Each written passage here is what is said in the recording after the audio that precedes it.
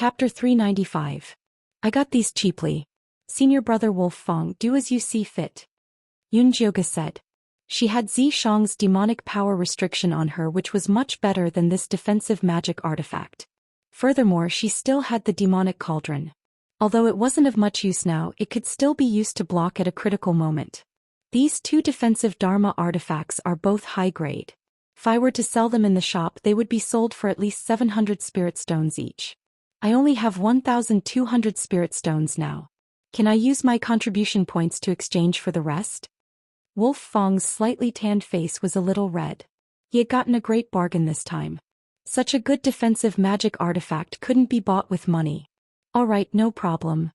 Yunjioge wasn't here to earn money. However, she was still a little emotional. Senior brother Wolf Fong was already a foundation establishment cultivator. Why was he still so poor that he couldn't even gather spirit stones? Yunjioge misunderstood Wolf Fong. For cultivators who were still using spirit jades to exchange, Wolf Fong's 1,000 spirit stones were already very rich. However, cultivation costs were high. Wolf Fong, who only focused on cultivation to increase his martial strength, had no other income other than doing hard work. Naturally, his days would be hard. Wolf Fong didn't know what Yunjioge was thinking. He took out spirit stones and happily exchanged the two magic artifacts. Then he said excitedly, "When I enter the Fiend Corpse Mystic Realm, I'll have money after killing more Fiend Corpses." Although the Fiend Corpse Mystic Realm had risks, the benefits were very obvious. This was because killing Fiend Corpses would give a type of baleful bead that was not inferior to spirit stones. It could be used for cultivation or sold to others. Of course, the sect wouldn't send disciples in for free. Every disciple had to give a certain number of baleful beads to the sect when they came out of the mystic realm. If they couldn't complete the mission, not only would they be heavily punished by the sect, the mountain they were at would also have to compensate the sect for their losses. Elder Whitebones was a very practical person. Between revenge and benefits, benefits were more important. Alright, then I wish senior brother Wolf Fong success and wealth rolling in. Alright, are you familiar with senior sister Zhou Xian? Yunjioge had never seen this Zhou Xian before and didn't know what was going on. You don't have to worry about senior sister Yu. Unless Bailon can take out huge benefits, she won't bother. Wolf Fong was in a good mood after buying the magic artifact, so he gave a lot of information. For example, Zhou Xian was a money grubber and Mo Jingyuan was gay. Thank you, senior brother Wolf Fong. When Yunjioge heard what Wolf Fong said, he felt confident. It's just a small matter. It's getting late, so I'll be taking my leave first. Wolf Fong was in a hurry to hand in his mission. He cupped his fists at Yunjioge and left. Yunjioge had also returned to his cave abode and happened to bump into Little Fatty, who had come to deliver the name list. The 5 devil sects were the Black Fiend sect, the Thousand Ghost sect, the Joyous Union sect, the Een Corpse sect, and the Soul Devourer sect. Each of them sent 8 people, and they were all elite disciples at the foundation establishment stage. However, what surprised Yunjioge was that there was no Wanli Mingxian or Yi Rui in the Black Fiend sect. It was normal for Yi Rui not to go, but Wanli Mingxuan's previous attitude was that he was determined to win, so how could he not go? Yunjioge sent a message to Wanli Mingxian, but he received an apologetic reply. He said that something had happened at home, so he had given up his spot to someone else. He didn't say what exactly happened, and Yunjioge didn't ask. Other than the 5 demonic sects and evil sects, there were also a few small sects and aristocratic families. Among them, the words Zhongzhou caught her eye. Yisha, this name sounds familiar. Have you seen her before? Yunjioge turned and asked Zishang. Zishang's memory was much better than Yunjioge's. He recalled the people he'd seen in the ruins and had an answer. There's a foundation establishment girl standing next to Old Lady Sure. I think she's called Yusha. If people from Zhongzhou are also going to the Fiend Corp's secret realm, then I'll have to consider using the demonic tripod in case the news gets leaked. Yunjioge felt that it was better to be cautious. That's okay. I heard that the last treasure map is indeed in the Fiend Corp's secret realm. If we want to get it, we have to collect bloody murderous beads. Zishang hadn't been idle during this time. He made a few puppets and placed them on enemy peak to eavesdrop. As expected, he heard an important piece of information. Wait, aren't bloody murderous beads medicinal materials? What does it have to do with the treasure map? Yunjioge remembered that the 3rd antidote for the 9-bone shatter required this bloody murderous bead. The last treasure map is hidden in a place that requires bloody murderous beads to find. But I don't know the specifics. Xianxia shook his head. Chosun had told Jin Yanwei through a secret technique. If they wanted to know, they had to search his soul. Then how do we get the bloody murderous beads? Yun Jioge was more concerned about this. Kill until the flying corpses appear. Zishang's voice was filled with murderous intent. The ranks in the fiend corpse secret realm were clear. From high to low they were flying corpses, golden corpses, silver corpses, bronze corpses and iron corpses. As long as they went on a killing spree they would attract flying corpses. Flying corpses were equivalent to golden core cultivators. They were much stronger than human golden core cultivators, comparable to mid-stage golden core cultivators. Bloody murderous beads were equivalent to their golden core cultivators. It wouldn't be easy to get them. So powerful. Can you deal with them? Yun Jioge was a bit worried. A mid-stage golden core flying corpse was terrifying. It's a bit difficult. I might need your demonic tripod. Only Foundation establishment cultivators were allowed to enter the fiend corpse secret realm. After Zishang entered, his cultivation would be suppressed. He could only use early-stage golden core power. He would need external items to kill flying corpses. It's fine. Chosun is determined to get this treasure map. He should have a way. We'll just follow behind him and pick up the loot. Yun Jioge had Zishang, but she knew too little about the fiend corpse secret realm. She wasn't prepared enough either. He had to think of another way. There are too many variables. You have to rely on yourself. Don't worry, I'll definitely help you get the bloody murderous bead.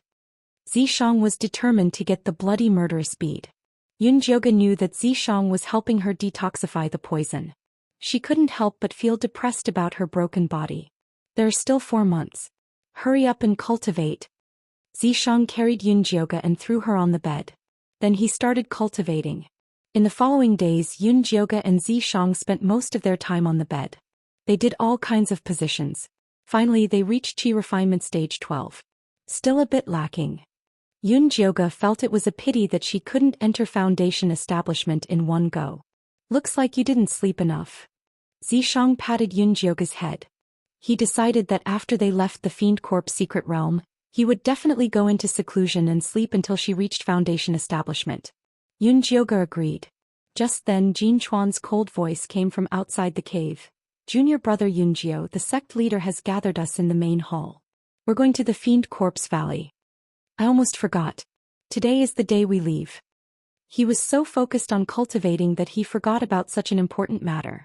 It's not too late to go now. Zishang still remembered. You won't be invisible this time, right? Yun Jioge asked.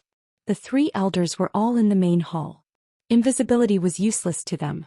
They might think that he was provoking them. Yes. Although Zishang was no longer invisible, there was a layer of yin qi on his face. He looked very gloomy.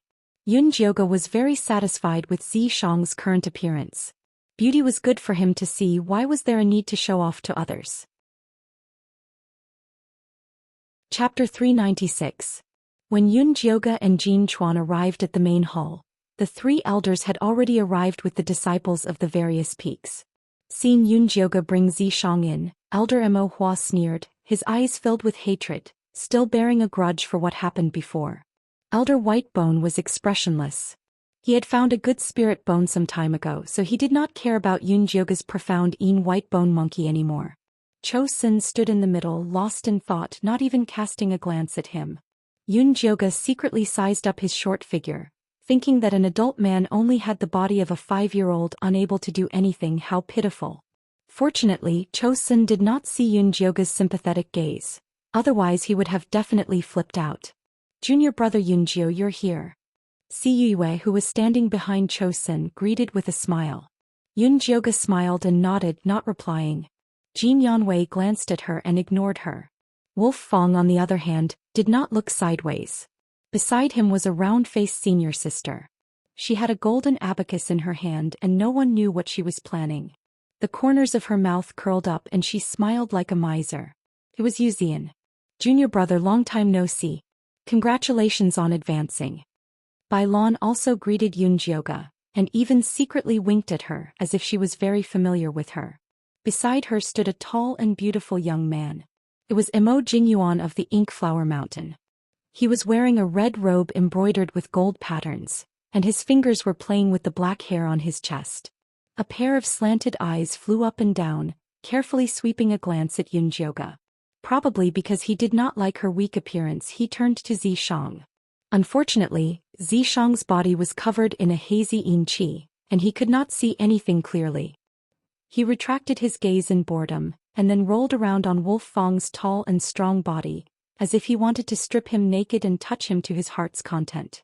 Yunjioge was suddenly enlightened. No wonder Wolf Fang knew that Mo Jingyuan had a habit of cutting sleeves. Junior brother Yunjio this way. Jin Chuan brought Yunjioge to the sect Master Mountain. Although they were not on good terms with Yunjioge, they were still disciples of the sect Master Mountain, so they had to stand together at this time. Senior brother, will the sect master come today? Yunjioge asked softly. Of course. Just as Jin Chuan finished speaking, a man walked out from the back of the hall. The last time Yunjioge saw the sect master was when he was being pursued by Mo Hua and the other elders. At that time he had only seen the sect master's back. This was the first time he had seen the sect master's face. Who would have thought that the sect master's face would be covered by a layer of black fog, making it impossible to see his face clearly? Yunjioge was incomparably depressed. He had heard from Little Fatty that the sect master used to be very generous and would always show his face to others. Why was he acting so mysteriously recently? This time, the Fiend Corp's secret territory will be led by Elder Cho. Senator, take your tokens and enter the secret territory to kill as many Fiend Corpses as possible. The sect master was not a talkative person. After giving a few words, he threw out a few streaks of gray light that flew into everyone's hands. Yunjioge caught the gray light and found that it was a palm-sized circular token with a ferocious-looking black fiend corpse carved on it. It was the token to enter the Fiend Corp's secret realm. Let's go. Chosun gave the order and walked out of the hall first. The Fiend Corp's secret realm was 3,000 miles away from the Yin Corp's sect. If it was a normal flying artifact, it would take at least 2 days. However, this time they were entering with the 5 great sects, so they definitely could not lose face for the sect. Therefore, the sect master very generously lent the sect's flying artifact. This was a ferocious-looking black flying ship. There were several cannon holes on the ship's body. Not only was it extremely fast, but its attack power was also shocking. Yunjioge boarded the flying ship and found a quiet corner at the back of the ship to sit down. He closed his eyes and rested. The others also found a place to rest. No one spoke. Only Bailan rolled her eyes and walked towards Yunjioge with a faint smile, looking like she wanted to befriend him. It was Yunjioge who did not want to deal with her, so he secretly transmitted to Zhixiang, "Don't let her bother me." All right. Zhixiang agreed. Bailan walked in front of Yunjioge and was about to speak when her vision blurred. She was actually thrown to the bow of the ship by Zhixiang, almost hitting Jin Yanwei. Senior sister Bai, can't you be a little quieter? My master has been in a bad mood recently. It will not be good to anger him. Jin Yanwei had always disliked Bailan's hypocrisy. His tone was also very bad. Sorry. Bailan repeatedly apologized. This time, the leader was Elder Cho. Senator. There was no benefit in going against Jin Yanwei. Therefore, although Bailan was depressed, she did not dare to say anything to explain. All right. Find a place to sit. Jin Yanwei waved his hand and sent her away. After Bailan left with an apologetic smile, she glared hatefully at Yunjioge. Yunjioge did not open his eyes from beginning to end. He looked like he did not know what had happened. Bailan's hatred grew deeper. She could not help but think, I'll let you be happy. Wait until we enter the Fiend Corp's secret realm. Thinking of the treasure that Master had given her, Bailan became proud. Originally, she wanted to rope in Yunjioge with a few words to make her lower her guard. It seemed like there was no need to waste time. The black warship flew for a day and a night before arriving at the Fiend Corp's Valley the next morning. At this time, the Fiend Corp's Valley was still empty. The people from the Yin Corp's sect were the first to arrive. Master told everyone to go down and act freely. When the disciples of the other 4 sects arrive, we will enter the Fiend Corp's Valley together. After Jin Yanwei conveyed the instructions on behalf of his master, he eagerly went to serve his master. Cue followed beside Chosun in a flattering manner. Yunjioge stepped on his evil blade and landed on the empty Fiend Corp's Valley. As usual, he found the most remote corner and sat down. This time Bai Lan had learned her lesson and did not come over to chat. Jin Chuan had a stern face as if no one was allowed to approach him. Yu Xian held a golden abacus in the corner and made a papa sound. Her face was in high spirits. Wolf Fong stood on a large rock not far from Yun Jioge. Mo Jingyuan was chatting and laughing beside him. His pair of slanted eyes flew around, constantly throwing flirtatious glances at Wolf Fong. Wolf Fong looked like he was having a hard time enduring, but Mo Jingyuan's cultivation was higher than his, so he could only continue to endure. Fortunately, after the time it takes for half an incense stick to burn, a ray of light flashed in the sky. Following that, a light belt formed by pink peach blossom petals appeared. The leader was a female cultivator at the early Oris core stage dressed in a peach blossom palace dress. She was incomparably beautiful, and there was a peach blossom embroidery on her forehead. She was the elder of the Joyous Union sect, the Peach Blossom Fairy. Behind her stood 6 women and 2 men. The women were exceptionally beautiful, enchanting and charming. The man was tall and handsome, but his eyebrows carried an exaggerated aura. Mo Jingyuan glanced at the male disciples of the Joyous Union sect.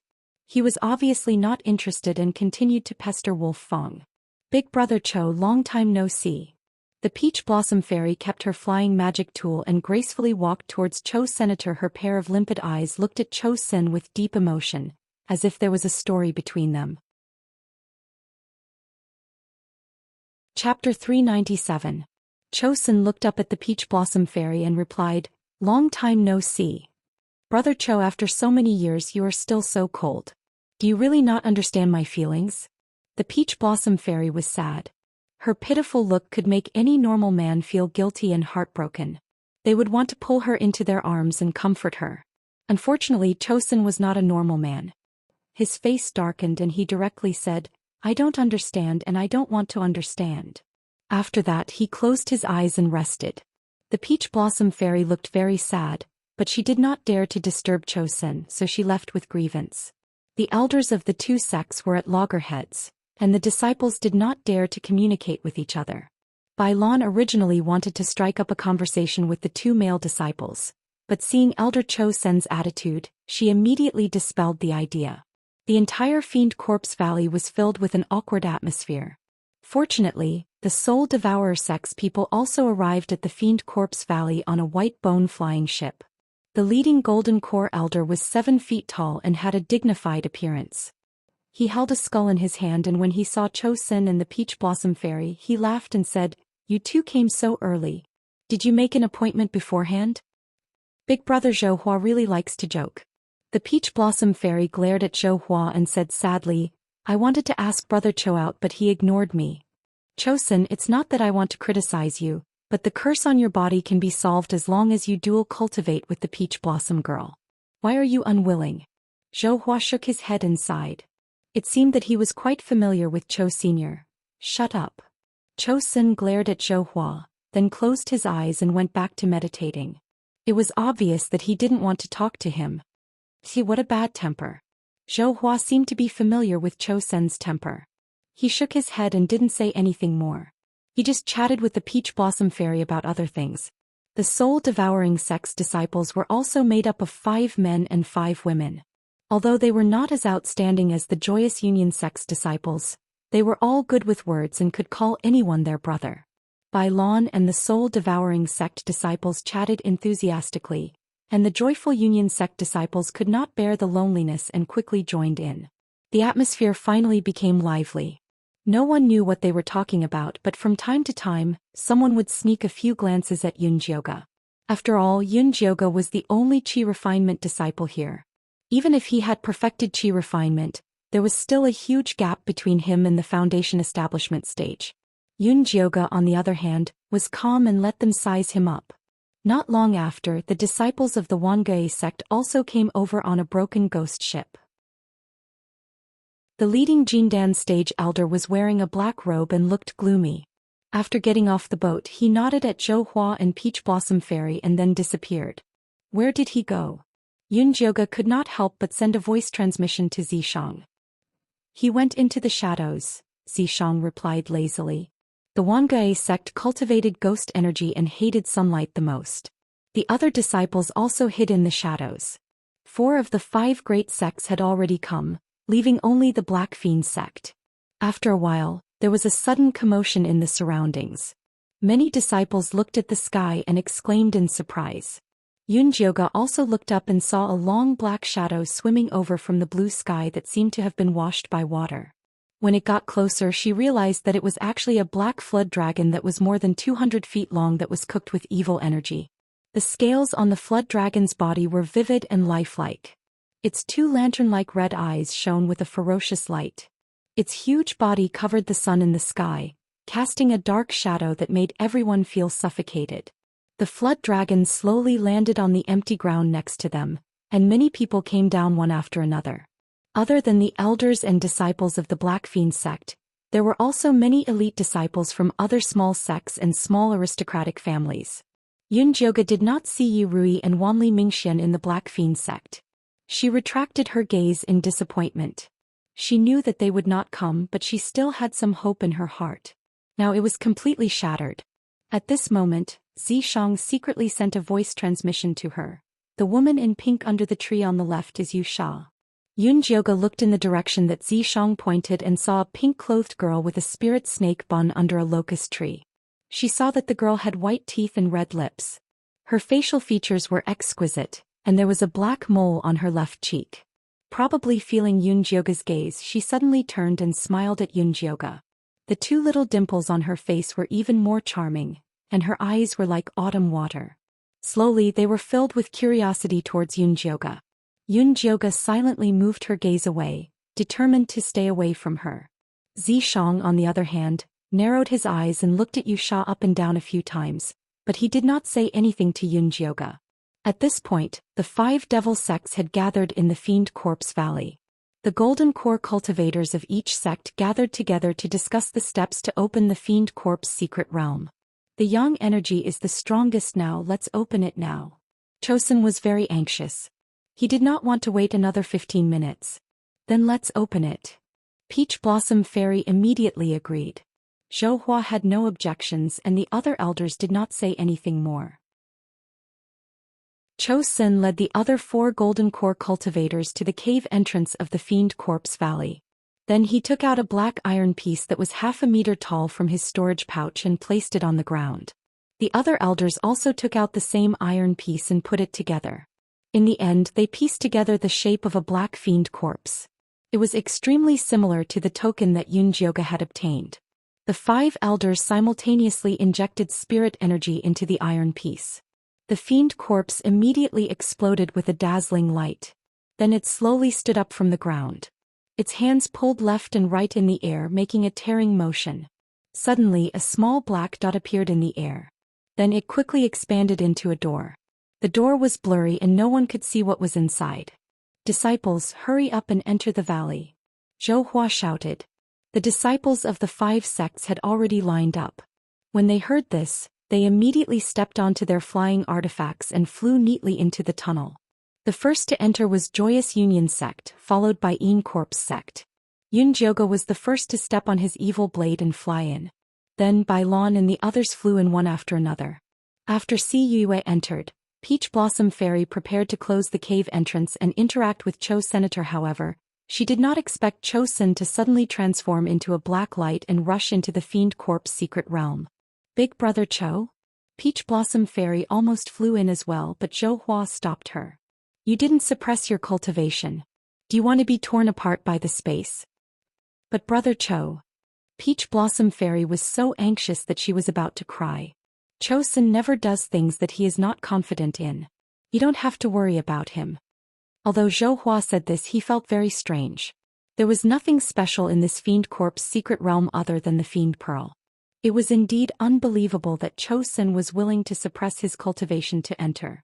At this time, Yunjioga had just entered the Fiend Corpse secret realm. He was holding his evil blade and looking around, afraid that the Fiend Corpses would suddenly attack. Wolf Fong, Bailon and the others who followed him in were also of the same realm.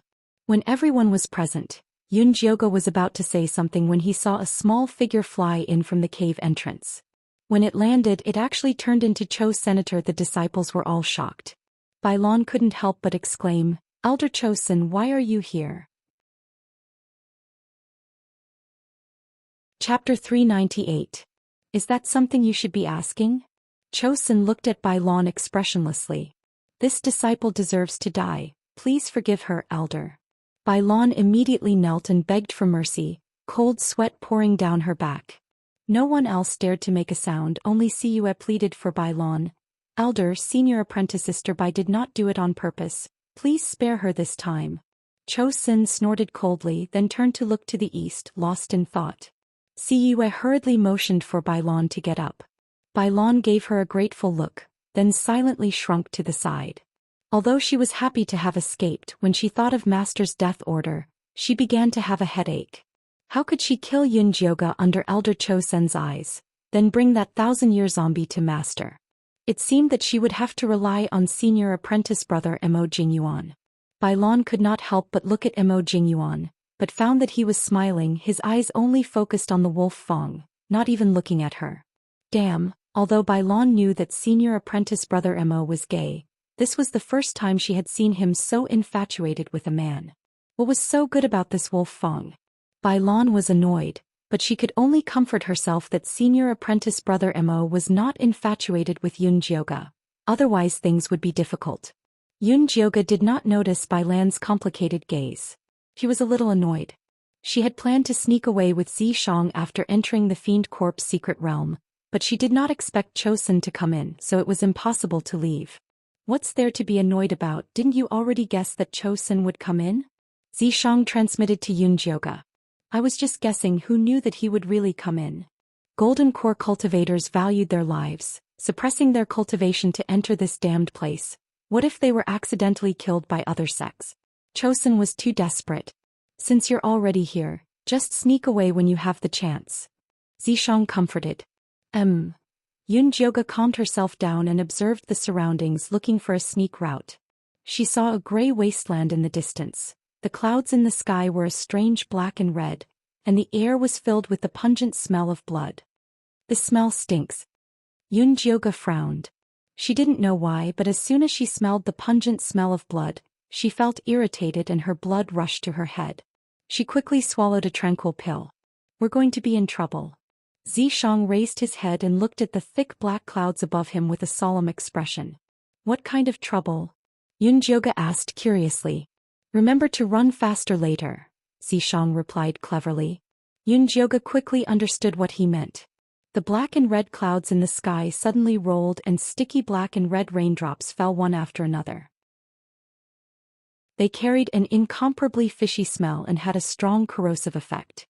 Wolf Fong and the others began to emit protective barriers of various colors. A faint purple mist also appeared around Yunjioga's body, isolating him from the rain. Chosun released a monster monkey corpse that could resist the baleful aura. "Elder, this rain is too heavy. Why don't we find a place to take shelter?" Siyue cautiously suggested. Their defensive artifacts had limited spiritual power, and they would be easily worn out after being exposed to the diabolical rain for a long time. "Let's go." Chosun directed the monstrous monkey corpse to the east. Yunjioga and the others silently followed behind him. Bailon stared at Yunjioga's back and began to think if she could use this sudden black rain to deal with Yunjioga, but she quickly gave up on that idea. After walking for an hour, she still couldn't find a place to hide. Her protective barrier couldn't hold on much longer. She didn't think that the first one to break would be the middle stage foundation establishment. Emo Jingyuan. "Junior brother Wolf Fong, my protective barrier is broken. Please take me in." Emo Jingyuan came to Wolf Fong's side. His charming eyes were like silk, and his beautiful face was filled with a flattering smile. His defensive artifact wasn't strong enough, so it had been destroyed. His fiery red robe was damaged and there were several red spots on his white arms, making him look very pitiful. Wolf Fong coldly looked at Emo Jingyuan. He didn't believe that Emo Jingyuan, a middle-stage foundation establishment cultivator, wouldn't be prepared for entering the Fiend Corp's secret realm for the second time. It was clear that he was just finding an excuse to harass him. "Junior brother Wolf Fong, no matter what, we're still fellow disciples. Do you have the heart to watch me die?" Emo Jingyuan looked like he was about to cry. For a man to act so pitiful, it was actually not ugly and was actually quite seductive. If senior brother wants to find someone to help, you should go find senior sister Bai Lan. Wolf Fong finally spoke. They weren't from the same mountain, so they weren't familiar at all. Isn't it improper for men and women to touch each other? Mo Jingyuan said, feeling wronged. Wolf Fong was speechless. Who in the entire Yin Corp sect didn't know that you liked men? Although his protective barrier could cover one more person, he didn't want Mo Jingyuan to take advantage of him. Junior brother Wolf Fong, if you're not willing, then forget it. Why push it to me? Although Bai Lan was unhappy that Mo Jingyuan was pestering Wolf Fong, she was even more unhappy that Wolf Fong was using her as a shield. Junior brother Wolf Fong, I'm just staying here for a while. When the fiend corpses appear, I'll leave. I'm not staying here for nothing. How about 100 baleful pearls as compensation? Mo Jingyuan pestered Wolf Fong, using all kinds of temptations. Wolf Fong was annoyed to no end. Thinking that earning 100 baleful pearls wasn't bad, he finally agreed and opened the protective barrier a bit. Mo Jingyuan immediately went in happily. Then he placed a hand on Wolf Fong's waist and stuck close to him, using the excuse of saving spiritual energy. Wolf Fong had a tall and straight figure. He was a bit taller than Mo Jingyuan and was also stronger. He was filled with a manly aura. But on Mo Jingyuan's side, he was filled with a domineering aura, as if this man belonged to him. Bai Lan's teeth itched seeing this. She wanted to use this move on Yunjioga, but seeing the Yin corpse next to her, she immediately gave up on that idea. Yunjioga was looking at the scene of a man chasing another man with interest. Seeing the veins popping out on Wolf Fong's forehead, she couldn't help feeling happy in her heart. According to what she knew, evil sects and demonic sects also had male and female Dao companions. Is it that funny? Zishang glanced at Yunjioga. I think senior brother Mo doesn't have time to bother me anymore. Yunjioga saw that Mo Jingyuan was quite interested in Wolf Fong. His eyes were glued to him. Anyone who came close would be stared to death by him. Even if they come, I'm not afraid. Zishang really didn't place a middle-stage foundation establishment cultivator in his eyes. It's good to save some trouble. Yunjioga quite admired Mo Jingyuan's tenacity. Wolf Fong was very independent. It wasn't easy to take him down. Zishang didn't care. He just looked into the distance and said, "Be careful, trouble is coming." Yunjioga immediately turned solemn. He looked into the distance and saw countless shadows walking over shakily in the hazy black rain surrounding them. Chapter 399. When the shadows came closer, Yunjioga finally saw what they looked like. They looked like humans, but their bodies were gray and their eyes were blood red. Smelling the scent of humans, their speed became very fast and they instantly arrived in front of Yunjioga. They were low-level fiend corpses. Kill. Chosun did not say anything else and released 2 monster monkey Yin corpses to kill them. Jin Yanwei and Cue stood on either side of Chosun and Jin Chuan was not far from Cue. Bai Lan released her bone spikes. Yuzian released her white bone abacus. Wolf Fong unceremoniously kicked Mo Jingyuan out of the barrier and then released his evil weapon bone spikes. They turned into several blood-red lights that shot at the fiend corpses. Mo Jingyuan did not get angry. His tattered red Daoist robes instantly recovered. Then he formed a hand seal and a pitch-black bone dragon flew out from his storage pouch. Yunjioga looked at the pitch-black bone dragon and his heart skipped a beat. It looked like the Black Fiend sect's flying artifact. But the Black Fiend sect was made of fiend chi and Mo Jingyuan's was made of all kinds of spirit bones that were soaked in black medicine. He probably wanted to show off in front of Wolf Fong. The bone dragon flew like it was cutting grass, killing several rows of fiend corpses, much faster than Wolf Fong.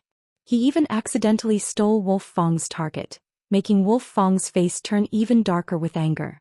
It was really interesting for a man to have a partner.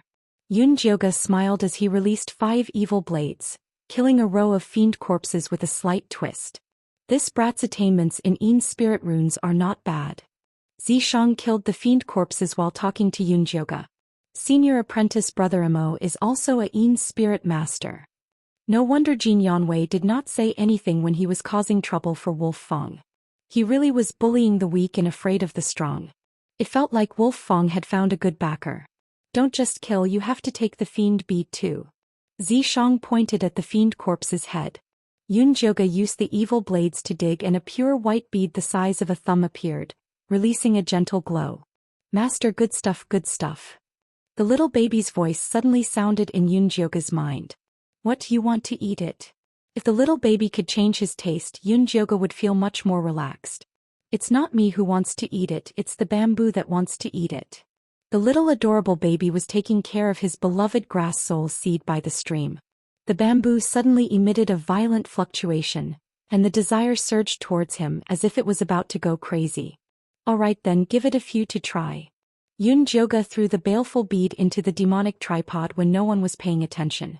The little baby eagerly piled up all the baleful beads around the bamboo and kept urging Yunjioge to kill more.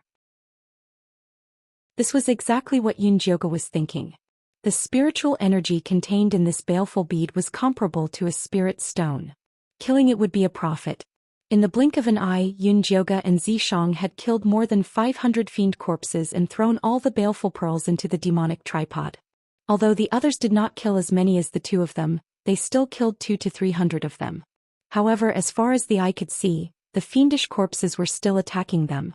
Do you think Zhou Xian is trying to lure the flying corpses here? Yunjioge asked Zhishang secretly.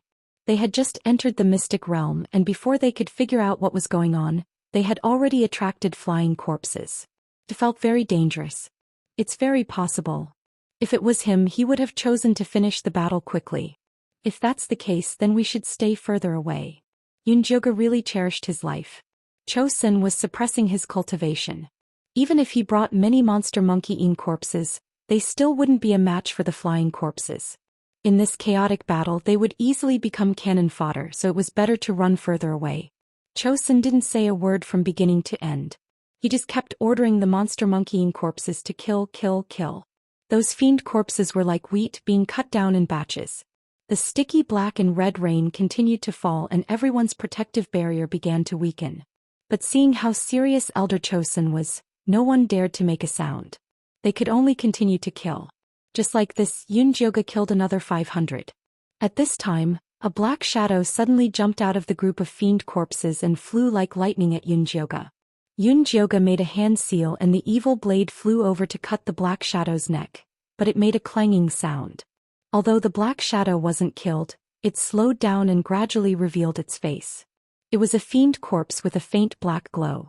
Iron corpse. Mo Jingyuan recognized this fiend corpse and immediately had the bone dragon come over to help, tightly wrapping around the iron corpse.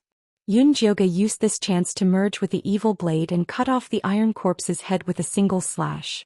Mo Jingyuan took out a bone spur to cut open the fiend corpse's head, taking out an infernal bead the size of a thumb. Senior apprentice brother Mo, why is this iron corpse's infernal bead no different from the other fiend corpses? Yunjioge was a bit disappointed. She thought that the iron corpse's infernal bead would be a bit stronger. This is not an iron corpse. Mo Jingyuan said with a serious expression. If it's not an iron corpse, then what is it? Although Yunjioge had never been to the fiend corpse secret realm, she had heard of the iron corpse's appearance. It was black like this. The iron corpse's infernal bead is black. This is just a normal infernal bead. Mo Jingyuan shook his head. Then he looked up at the sky and said, moreover, this infernal rain fell too early and for too long. The last time Mo Jingyuan entered the fiend corpse secret realm. After killing the normal fiend corpses, it began to rain. When the rain stopped, the iron corpse appeared. After killing the iron corpse, it began to rain again. When the rain stopped, the bronze corpses appeared. The cycle was very regular. But this time it started with the infernal rain. The stench of the infernal rain was very unpleasant.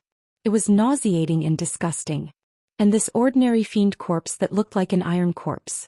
Its infernal bead was white, but its killing power was comparable to the iron corpse. If these ordinary fiend corpses were as strong as the iron corpse, then it would be really troublesome. Since senior apprentice brother already noticed something was wrong, why didn't you say so earlier? Bai Lan scolded hatefully. If senior apprentice brother Mo was more serious and didn't place all his attention on Wolf Fong, they would not have been so passive. How would I dare to speak without confirming the situation? Will you take responsibility if something happens? Emo Jingyuan raised his eyebrows and glared at Bai Lan. This team had Elder Cho Senator. He did not want to find trouble with them. If it wasn't for the fact that the situation was getting worse, he would not even want to speak up. There must be something wrong when something is out of the ordinary. Elder, shouldn't we take our time to think about it? Wolf Fong thought of the human-faced Peach King that appeared in the small secret realm. At that time more than 1,000 disciples almost died there. That's right, Elder, we should be a bit more cautious. Ciyue was also a bit nervous. Cho Sin looked at the increasingly thick red and black clouds in the sky and the never-ending infernal rain. He also felt that something was wrong. Jingyuan, do you have any good suggestions? Cho Sin was not a person who acted arbitrarily. Reporting to Elder, this disciple remembers that there is a resting area on the east side. We can go there first. Emo Jingyuan honestly said. Alright, then we'll go east. Cho Sin immediately controlled the monster monkey In corpse to go east. Chapter 400. Cho Sen's monster monkey In corpses led the way. The further they went, the more fake iron corpses there were. Soon there was a black mass of fake iron corpses. The fake iron corpses had high defense, speed and killing power. They were very troublesome. If Cho Sin hadn't released the 6 monster monkey In corpses to pave a bloody path, the disciples wouldn't have been able to move forward. Under Zishang's protection, Yunjioga kept killing fiend corpses and collecting fiend beads to put in the demonic cauldron. Wow, Master, your bamboo grew, but why is it so strange? The little baby exclaimed. After the bamboo absorbed all the fiend beads, it broke out of the ground and grew a small red ball. It gave off a strange light. Yunjioga took the chance to enter the demonic cauldron to take a look. He was curious about this strange thing and really wanted to plant it to see what it was. Master, take this chance to collect more fiend beads. I'll use them to plant a soul seed later, the little baby shouted excitedly. Master was usually too poor. It was rare to have such a good chance to get rich. He had to grasp it. Okay. Yunjioga was also full of fighting spirit. Once she came out of the demonic cauldron, she found that the fiend corpses suddenly moved away from her. They looked like they'd seen a ghost. Your bamboo is very interesting. Zishang also found that something was wrong. He quickly released his monster energy to attract the fiend corpses. Otherwise, if they all ran away, Cho Sin and the others would immediately find out it was Yunjioga's problem. You mean these fiend corpses are afraid of the bamboo? Yunjioga didn't believe it. How could the fiend corpses know the bamboo was in the demonic cauldron? Inside the demonic cauldron, the little baby was shaking his head to guide the aura on the bamboo out. He didn't know he was bringing trouble to Yunjioga. This is just a guess of mine. If I want to verify it, I need to get more fiend beads. Zishang knew the little baby better than Yunjioga, but he didn't think he'd be so brash. Okay, I'll try. Yunjioga raised his evil blade and was about to start killing. The fiend corpses all ran to the side, putting great pressure on Wolf Fong and Emo Jingyuan. You should dig fiend beads in the back. Zishang quickly stopped Yunjioga and then led the fiend corpses back. All right. Yunjioga looked at the fiendish corpses that littered the ground. Cho Sen's demon monkey had great destructive power, and the others were also busy protecting themselves behind him. No one had the time to dig for baleful pearls. It was really a waste. Although he would be scolded by them for picking up the leftovers, it shouldn't be a problem to dig it up and share it with them. Yunjioga quickly made her decision. The evil weapon's red light swooshed across the zombie's head, and the baleful beads flew into her storage pouch. Bai Lan was extremely dissatisfied with Yunjioga's actions. She wanted to protest, but when she saw Elder Cho Sen's frosty little face, she immediately swallowed her words. In the current situation, staying alive was more important. It wouldn't be too late to deal with Yunjioga later. Senior apprentice brother Emo, how long until we reach the safe zone? Ciyue had killed so many evil corpses that she wanted to vomit. Another 500 meters. Emo Jingyuan's bone dragon abruptly rose into the air, quickly relaying the news. Alright, let's work harder, everyone. Let's kill our way through in one go. Ciyue immediately pulled herself together. Wolf Fong and the rest also perked up and followed behind Cho Sin to speed up. An hour later, Yunjioga suddenly heard the sounds of fighting in front of them. Cho Sin also heard it and asked loudly, "Which sect's disciples are in front?" "We are from the Soul Devourer sect. Dao friend, please come and save us." An extremely pathetic voice was heard. Zhou Xian, who had some friendship with the Soul Devourer sect's Zhou Hua, immediately led his disciples to kill them. The Soul Devourer sect's disciples were covered in a white protective soul weapon over their heads. They were holding magic weapons that looked like fire sticks as they killed the evil corpses. All of them were exhausted and many of them were injured. When they saw Zhou Xian leading reinforcements, they were first overjoyed, then shocked.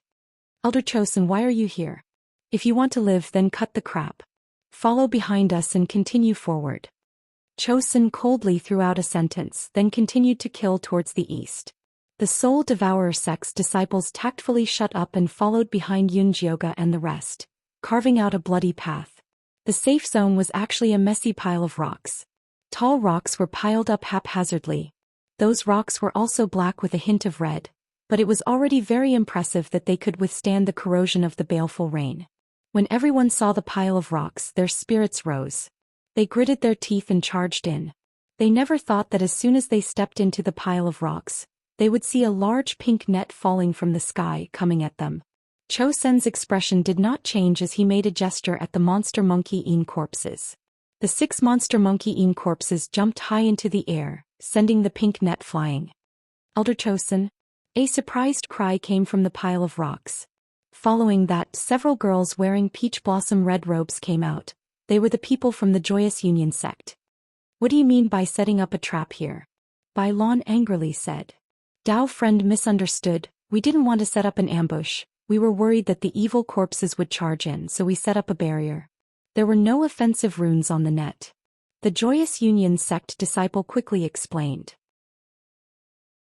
Bai Lan wanted to curse again, but she was stopped by Mo Jingyuan. "If you don't speak, no one will think you're mute. They harmed us like this and you're blaming me?" Bai Lan's eyes turned red with anger. "Senior brother, don't blame this senior sister.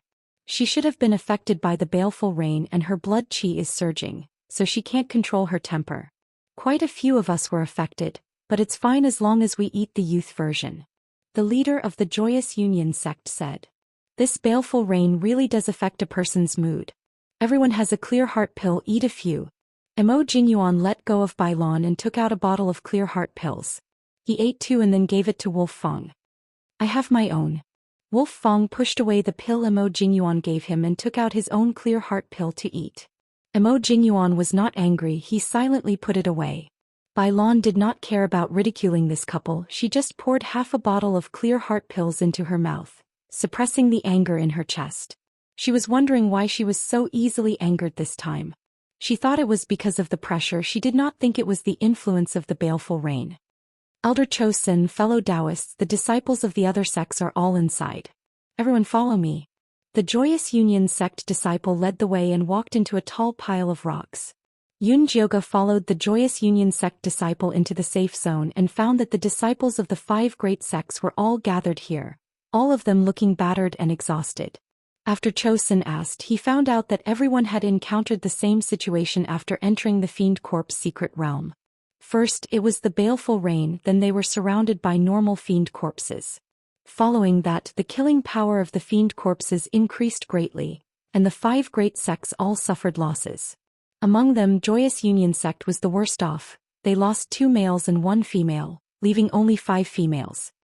"Elder Zhou Xian, before we came in, Elder Peach Blossom told us to be on good terms with your Ine Corp sect. Please give us some pointers." The leader of the Joyous Union sect was an oval-faced beauty called Feng Ling Air. She was at the middle stage of foundation establishment. "Those who entered the Fiend Corp's secret realm before, come out and carefully analyze the difference," Zhou Xian ordered without any politeness. Chapter 401. Those who could enter the Fiend Corp's secret realm twice were all core disciples of the 5 sections. They were Mo Jinyuan of Corpse sect, Feng Linger of Joyful sect, Gui Ming of Thousand Ghost sect, Qian Hun of Soul Eater sect, and Li Kun of Black Fiend sect. These 5 people all told their experiences. In the end, there were only a few points.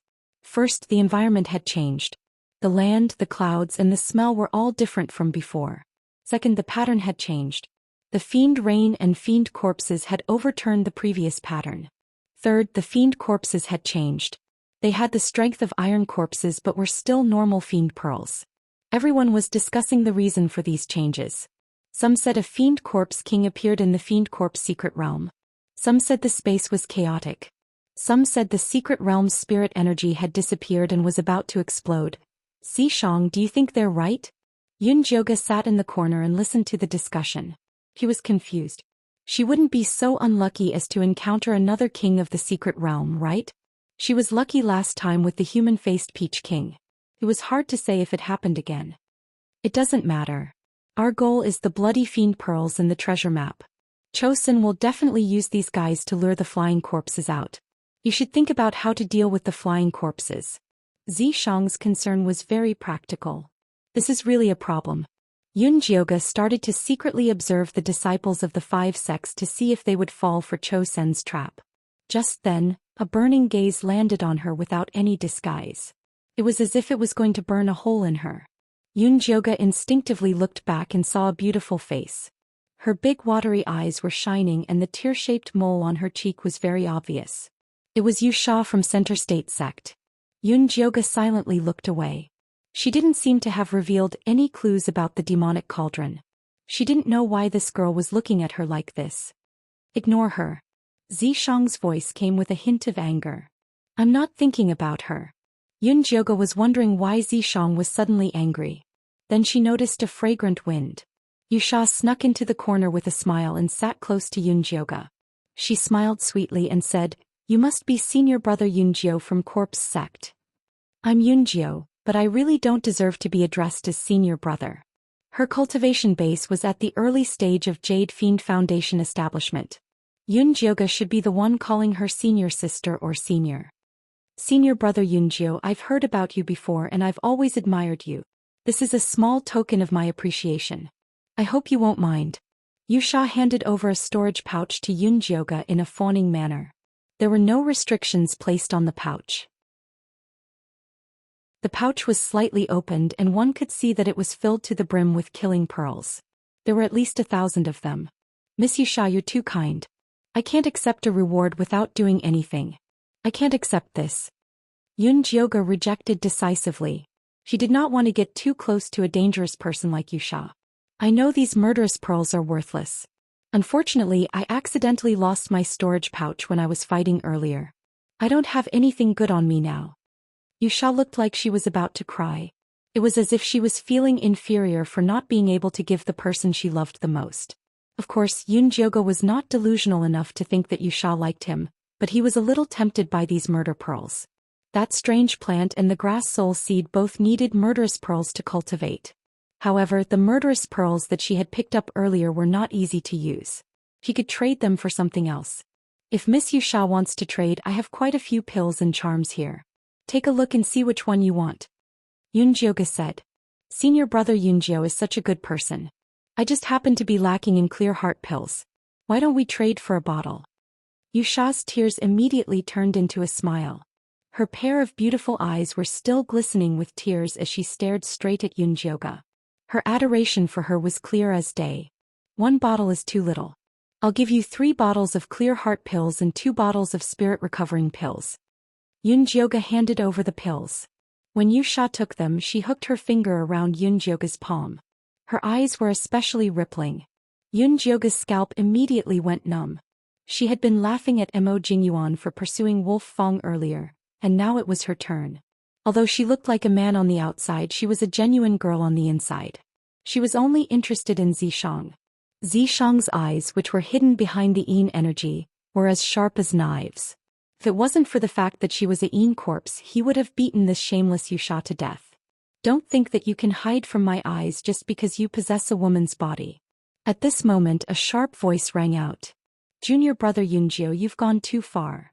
Bailan suddenly stood up and pointed at Yunjioga as she shouted, "Elder Chosun, we were killing the fiend corpses at the front, but junior brother Yunjio was picking up the baleful beads behind us. You've gone too far. Senior sister Bailan has misunderstood. The baleful beads I picked up are all here. I was going to give them to Elder Chosun later." Yunjioga had an innocent expression on his face. "Pei, you're clearly trying to take everything for yourself. Elder Chosun, please don't fall for it." Bailan had finally managed to grab hold of Yunjioga's weakness. She really wanted to stomp him to death. Shut up. Chosun came back to his senses and said impatiently to Bailon, if you have the ability you can go ahead and dig. No one will stop you. Bailon was speechless. In that situation it was good enough that she could stay alive. She didn't have the mood to dig up the baleful beads. Once you get it, it's yours. Don't hand it over stupidly. Chosun glanced at Yunjioga. To be honest, he didn't care about the baleful beads. Yes. Yunjioga nodded, very convinced. She wouldn't tell Chosun that she had dug up more than 10,000 baleful beads. Since Chosun didn't want it, she could just give it to the baby in the demonic tripod.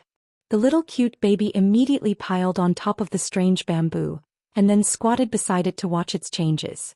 Half of Yunjioga's attention was on the demonic tripod and the other half was on Chosun's movements. Given the current situation, we can't just hide here. We have to investigate the situation in the mystic realm. Otherwise we'll be more and more passive, Chosun said in a low voice. The disciples of the 5 sects looked at each other. No one dared to speak. No one wanted to leave this safe zone to face the endless fiend corpses. Yunjioga could understand their feelings. Everyone was afraid of being ordered around by Cho's senator. To be honest, she was afraid herself. Chosun glanced at everyone and an inexplicable light flashed through his eyes. Then he continued, before entering the mystic realm, did the sect tell you under what conditions you can leave the mystic realm? Yes. Feng Ling and the others nodded. The mystic realm would be open for 10 days. Everyone had to obtain 10,000 normal baleful beads before they could leave. In other words, it was equivalent to 5,000 iron beads, 3,000 copper beads, 1,000 silver beads, 500 iron beads and 1 flying corpse bead.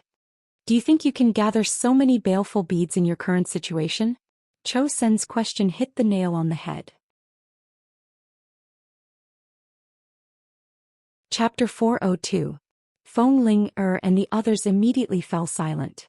When they were surrounded, they only wanted to kill their way out. They were not in the mood to dig for baleful pearls. It was already good to have 1,000 far from 10,000. Now that ordinary corpses were at the level of iron corpse, it was very difficult for each of them to gather 10,000 baleful pearls. If you listen to me, I can guarantee that you will complete the mission. Chosun began to cast a long line to catch a big fish. Elder Chosun, if you have any good ideas, please enlighten us. Feng Ling said respectfully. You don't want to go out because you are afraid of not having anyone to rely on. If that's the case, we will use this safe zone as our base and form a triangular formation to kill the corpses. Chosun looked very confident. Feng Ling, Li Kuan, 1,000 spirits and the others looked at each other and were a little tempted. That is indeed a good idea. Mo Jingyuan took the initiative to say, in the past the corpses would not go near the safe zone. If we want to kill them, we have to go deep into the secret zone. There are no safe places to hide there and it is very dangerous. If we can kill the corpses at the entrance of the safe zone, we can come back to rest when we are tired or injured. The danger will be much lower. This is very important. We have to think about it carefully. Feng Ling and the others did not dare to agree hastily. Everyone is tired today. Rest well and we can reply tomorrow. Chosun knew that they would definitely agree. Senior brother Yunjio, can I team up with you? Wuxia said pitifully. Didn't you come with the Black Fiend sect? Yunjiogu really did not understand why this girl was relying on him. We're just hitching a ride with them. We're not familiar with the people from the Black Fiend sect. Senior brother Yunjio, as long as you're willing to team up with me, once I've gathered 10,000 baleful pearls, you can have the rest. Don't worry, I'm very powerful. Jade Fiend kept trying to sell himself. He almost took out a contract to sell himself. Yunjiogu believed that Wuxia was very strong. Other than the 5 demon sects, the other small sects and aristocratic families each had 2 spots, making a total of 10 people. Those people were all dead and only Wuxia was left. Moreover, she was able to gather more than 1,000 baleful pearls. But because she was so strong, Yunjiogu did not dare to believe her and was afraid of being tricked. On top of that, Zishang did not like Wuxia, so she had even more reason to reject him. I think this Wuxia is not bad, master can still trust him. Little Menghua suddenly said. How do you know that she's not bad? Yunjiogu didn't know that the little boy could tell fortunes apart from planting grass. She gave you all the baleful beads on her body. Of course it's not bad. The little baby said plausibly. I also gave her the pill, okay? Yun Jioga felt that the little baby's reason was too ridiculous. In any case, she's not bad. The adorable little baby was in the wrong. How could it possibly tell Yun Jioga that it smelled the scent of 10,000 kills from Yusha's body? Although it had been sealed by that pervert Wan Sha for 5,000 years, it couldn't be denied that Wan Sha was still very loyal and infatuated with its master.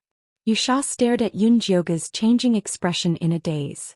No one would have thought that the goddess who was so strong that people looked up to her, would be so weak after reincarnating. She was so weak that it seemed like she could be poked by a finger. It really made people want to bully her. However, Yusha only dared to think about it secretly. Otherwise, when the goddess recovered her memory and cultivation base, she would have to bear the consequences. Yun Jioga didn't know that Yusha had ill intentions towards her. She even said to Zishang in a sweet and innocent manner, "The little baby said that this Yusha is not bad. What do you think?" Now that the Fiend Corpse mystery land was filled with danger, it was always good to have more trustworthy helpers. Zishang's expression was gloomy. He really wanted to kick Yusha out of the mystery land. However, the person who was most worried about Yun Jioga's safety here was him and the person who possessed Yusha. In order to help Yun Jioga get the bloody baleful beads, temporary tolerance was necessary. Zishang suppressed the jealousy in his heart and said to Yun Jioga calmly, "Team up with her." Compared to his own feelings, Yun Jioga's matters were more important. All right. Yun Jioga had complete trust in Zishang. She immediately nodded at Yusha. "I'll team up with you. Senior brother Yun Jio won't regret it." Yusha moved closer to Yun Jioga. Her soft chest was pressed against her hand. Yun Jioga was instantly speechless. Although she had been pretending to be a man for the past 2 years, she still did not have the intention to be a lesbian. "Senior brother Yun Jio, let me tell you. Black Fiend sex Li Kuan and Soul Devourer sex Qian Hun are interested in that Feng Ling. However, Feng Ling likes your Yin Corpse sex Imo Jingyuan," Yusha whispered beside Yun Jioga. "Really?" Yun Jioga was a little excited when she heard this gossip. She took a closer look at Li Kuan and Thousand Spirits. Li Kuan had a single eyelid and a thin mouth. He looked cold and heartless. Thousand Spirits had a baby face and was all smiles. One look and one could tell that he was easy to get along with. The two of them were discussing something together. Every now and then they would glance in Feng Ling's direction. Feng Ling, on the other hand, was sitting next to Imo Jingyuan and talking softly. The two of them were a perfect match. Just based on their looks alone, they looked like a perfect couple. Feng Ling doesn't know that senior brother Imo likes men? Yun Jioga could not help but ask. It's only when you know that there's a challenge. To be able to straighten the Jingu Bang is such a sense of accomplishment, Yusha said while grinning. Straighten it? Isn't she afraid of going too far and directly breaking it? Yun Jioga asked seriously. Senior brother Yun Jio is so humorous. Yusha laughed like a flower. Then she continued to point at a voluptuous and enchanting woman from the Joyous Union sect and said, "I heard that Hu Lingling and your Yin Corpse sex Wolf Fong are quite close. Back then she almost slept with him." Yun Jioga recalled how Wolf Fong looked when he was poisoned by the peach blossom charming bone poison. Could it have been this Hu Lingling who poisoned him? Coincidentally, Hu Lingling stood up and twisted her body towards Wolf Fong. Before she could say anything, she was sent flying by Imo Jingyuan's palm. "Senior brother Imo, what's the meaning of this?" Feng Ling stood up with an extremely unfriendly expression. Although she liked Imo Jingyuan as the leader of the Joyous Union sect, she had to stand up for her sect's disciples.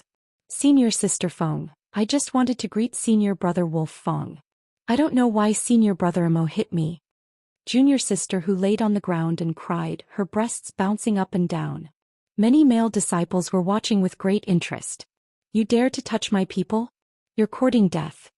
Imo Jingyuan's beautiful face was filled with hostility. "Your people." Feng Ling looked at Wolf Fong with disdain as if she was looking at a little bitch. Wolf Fong's face was cold as if he did not know who the little bitch Feng Ling was talking about was. Jin Chuan, Si Yue and Jin Yanwei surrounded Cho Sin and fawned over him. Bai Lan's eyes were fixed on Yun Jioga, while Yu Zian was still calculating. No one came out to smooth things over and the scene immediately became awkward. Chapter 403. If you have the energy to fight over a girl, why don't you save it for tomorrow? Chosin said coldly. The sparks immediately cooled down. Mo Jingyuan sat next to Wolf while Feng Ling pulled Hu Lingling back to Joyful Sect. Although everyone quietened down, their faces were uneasy. They seemed worried about tomorrow's cooperation. Senior brother Yunjio, don't worry. I'll protect you tomorrow. Yusha blinked and bumped Yunjioji's arm with her full chest. Yunjioga had goosebumps. He quietly moved closer to Zishang. Zishang looked at Yusha silently. If Wansha was next to him, he would be a little worried. However, that brat wanted to use a woman's body to seduce Yunjioga. He really thought too highly of himself. The disciples of the 5 sects all had their own thoughts. The night passed without words. The next day, outside the safe zone, there were still corpses everywhere. Fortunately, the rain had finally stopped. The rain has stopped and the bronze corpses have appeared. I don't need to explain how dangerous it is. I hope everyone can earn enough baleful pearls today to leave the secret realm as soon as possible. Chosun said seriously. Yes. The disciples nodded.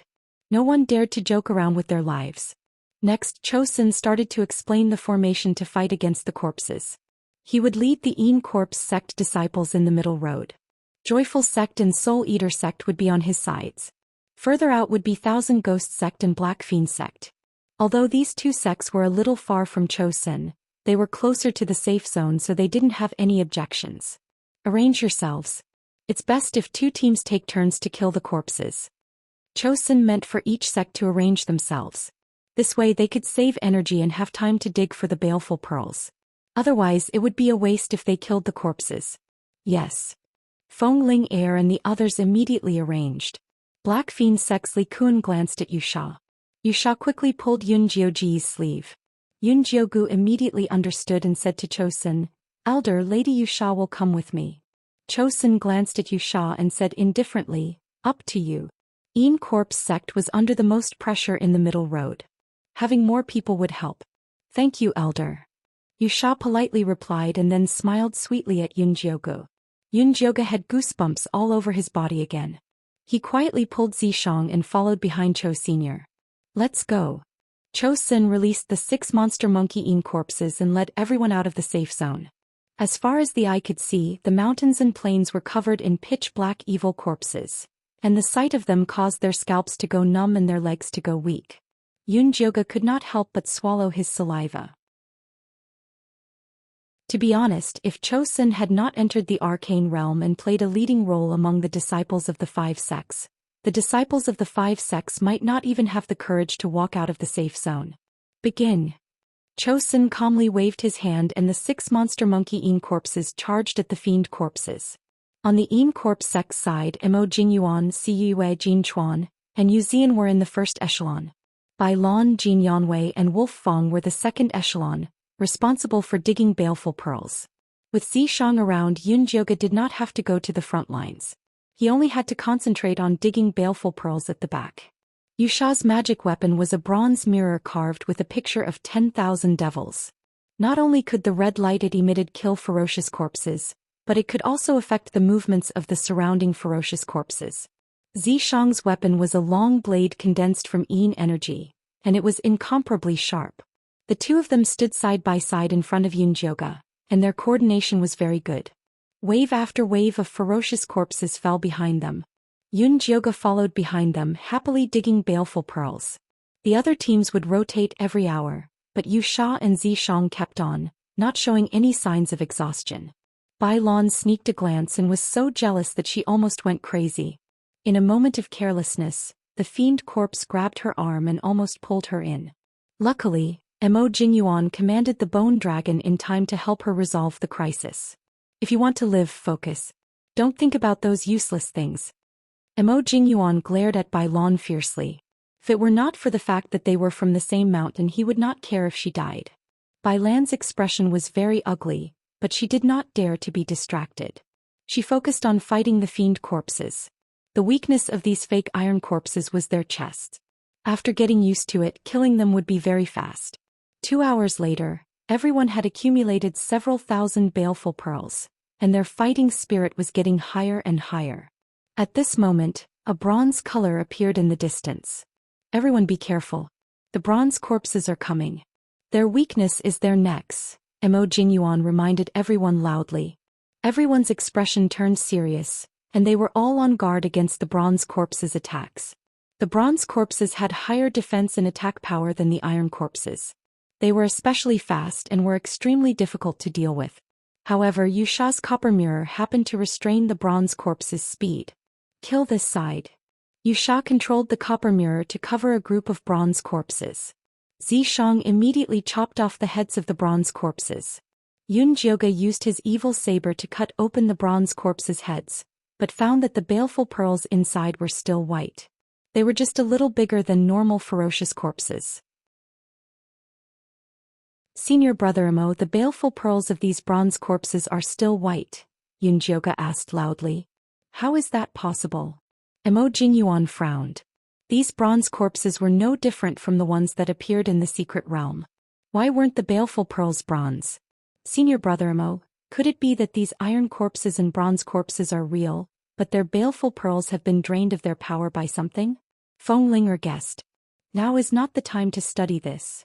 Imo Jingyuan looked up at the gradually gathering black and red clouds and said, let's quickly kill more before the baleful rain arrives. Unfortunately, as soon as he finished speaking, the pitter-patter of the baleful rain descended. No one dared to fight it head-on in the rain, so they could only retreat to the safe zone. The bronze corpses could not enter, so they kept swaying outside. When the rain stops, the silver corpses will appear. Imo Jingyuan sighed. The silver corpses would definitely be more difficult to deal with. Now that things have come to this, we can only fight on.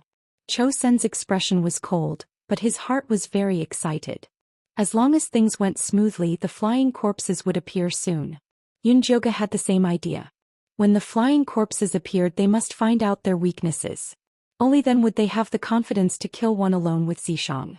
This time the baleful rain stopped very quickly. Chosen immediately urged everyone to go out and kill the enemies. Very quickly, the silver corpses appeared and the disciples of the 5 sects began to die. The 10,000 Ghost sect and Black Fiend sect that were farther away from Chosen each had a male disciple die. Hu Lingling and Bailon were heavily injured. The two of them returned to the safe zone to bandage their wounds before quickly entering the battle. In this situation, if they didn't take the chance to dig out more baleful pearls, it would be very hard to collect 10,000. Don't think about others helping you, everyone was only thinking about their own lives.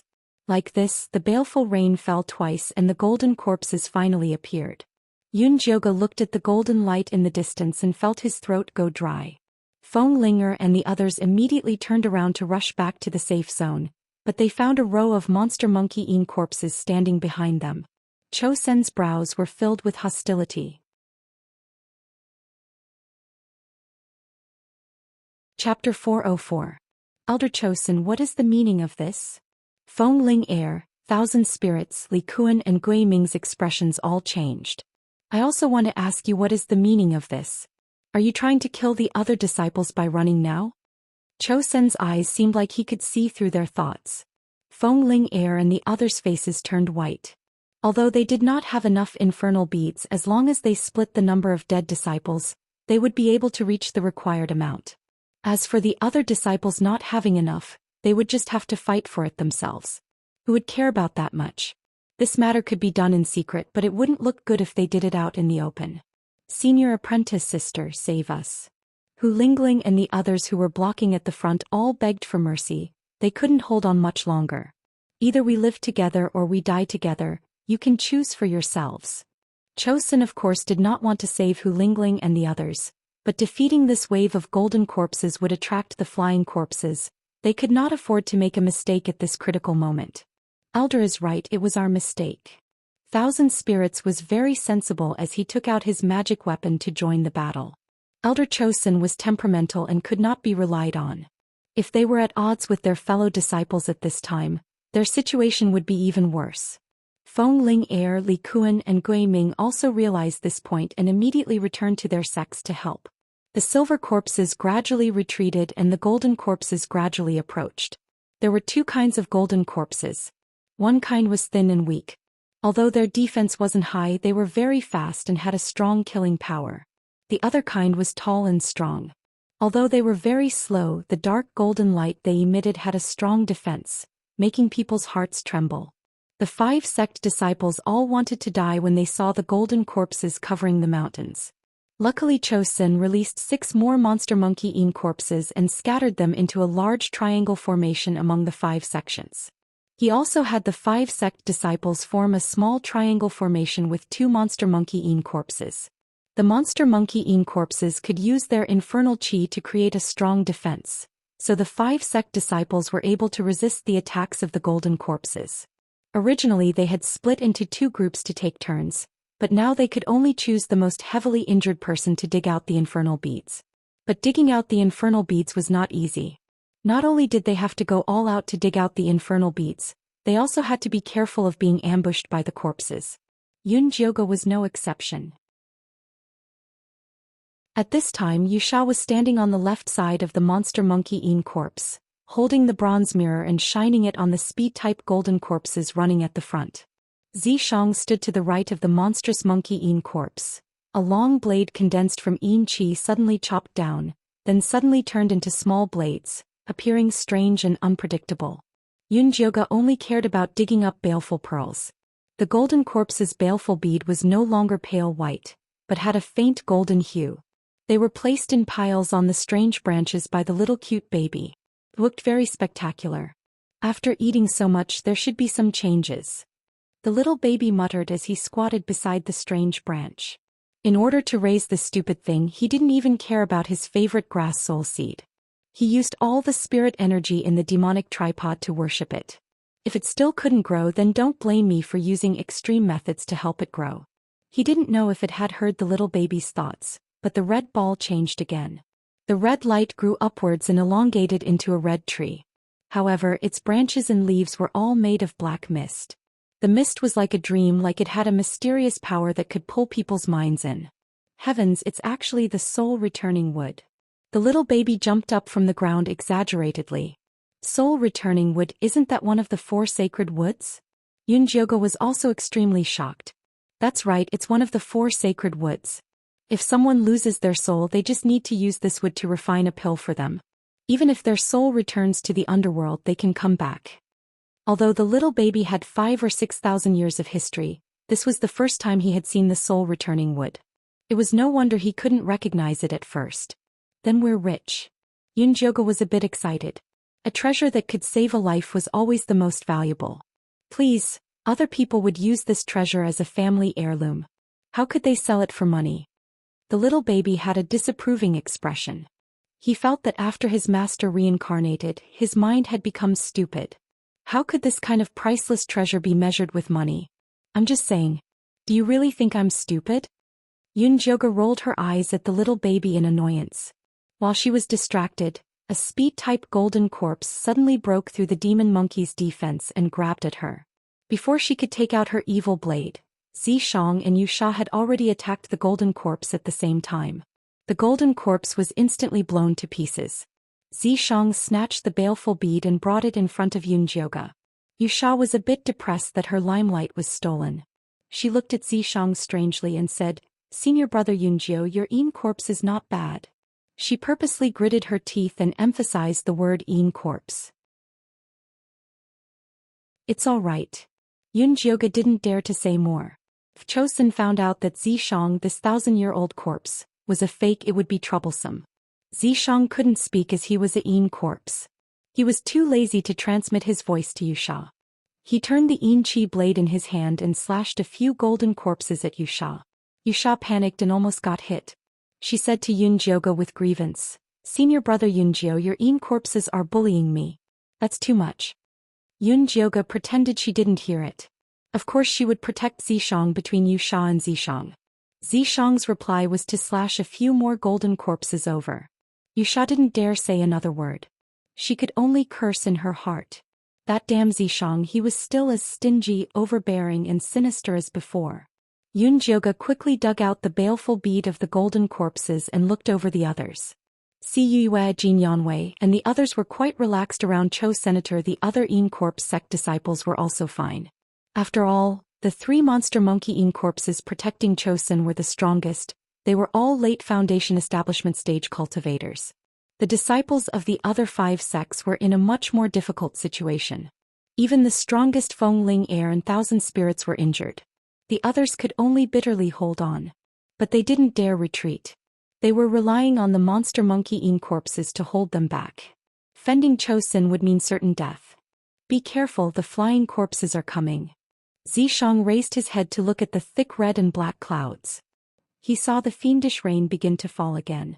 The speed golden corpses suddenly all turned around and retreated to the side of the defensive golden corpses. Like soldiers hearing the general's order to assemble, the originally scattered formation became incomparably orderly. The speed golden corpses no longer ran around. Instead, they hid behind the defensive golden corpses and formed a spear and shield formation, giving everyone a large amount of pressure. Flying corpses, it must be the flying corpses. Elder, let's quickly return to the safe zone. That's right, we've collected enough baleful beads. As long as we can hold on for another 5 days, we'll be able to leave the secret realm.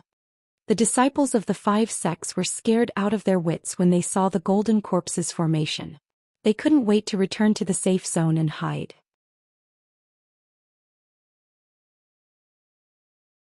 Chapter 405.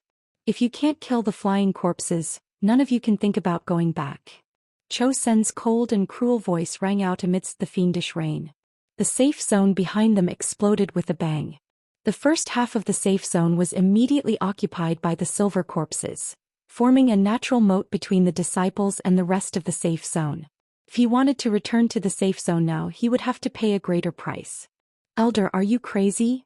Feng Ling screamed hysterically. Even the Yin Corpse sect disciples were so angry that their eyes turned red. This was their only way to survive. The mystic realm has changed a long time ago. You can only survive by killing the flying corpses. You should be glad that I'm here. Otherwise you'd all be dead. Zhou Xian did not care about the hatred these disciples had for him. As long as they could help him kill the flying corpses, that was enough. Although the disciples of the 5 sects hated Zhou Xian, they did not dare to offend him. In the end, it was Feng Ling who broke the death-like silence. Elder Zhou Xian, if we help you kill the flying corpses, can you guarantee that you won't kill us or snatch our baleful beads? I'm not interested in your lives or your baleful beads. As long as you help me kill a flying corpse, I can guarantee that you will return to the safe zone. Then you can leave the Fiend Corpse secret realm in glory. However, if anyone dares to cause trouble, don't blame me for being impolite. A light flashed in Zhou Xian's eyes and the monster monkey Yin corpses scattered around them stomped their feet, causing the entire ground to shake. I hope Elder can keep his word, Feng Ling said through gritted teeth. Qian Hun, Li Kuan, Gui Ming and the others remained silent. Now that things had come to this, what else could they do but obey? You don't have to worry too much. Apart from being able to command the golden corpses, the flying corpses' biggest characteristic is their invisibility. I'll use a charm to break their invisibility later. Everyone just needs to use their divine sense to carefully sense it, then we'll be able to attack it. Zhou Xian slapped his storage bag and took out another 10 monster monkey Yin corpses, forming an inverted triangle with the original formation. A total of 32 high-level monster monkey Yin corpses finally calmed the hearts of the disciples of the 5 sections. It was then that the golden corpses began their assault. Wave after wave of golden corpses surged over. Although the defense of the 32 monster monkey Yin corpses was shocking, their numbers were limited. Yun Jioga and the others were like a small boat in a golden ocean, bobbing up and down in the waves as they welcomed the attacks with trepidation. Wolf Fang's cultivation was the lowest among the Yin Corpse sect disciples, and he had only been in Foundation establishment for 2 years. This kind of strong attack was extremely taxing on him. At this time, his forehead was full of sweat, and his long and narrow eyes were a little unfocused. His chest was heaving up and down violently, and the blood-red bone spurs were circling around him, almost instinctively attacking the golden corpses.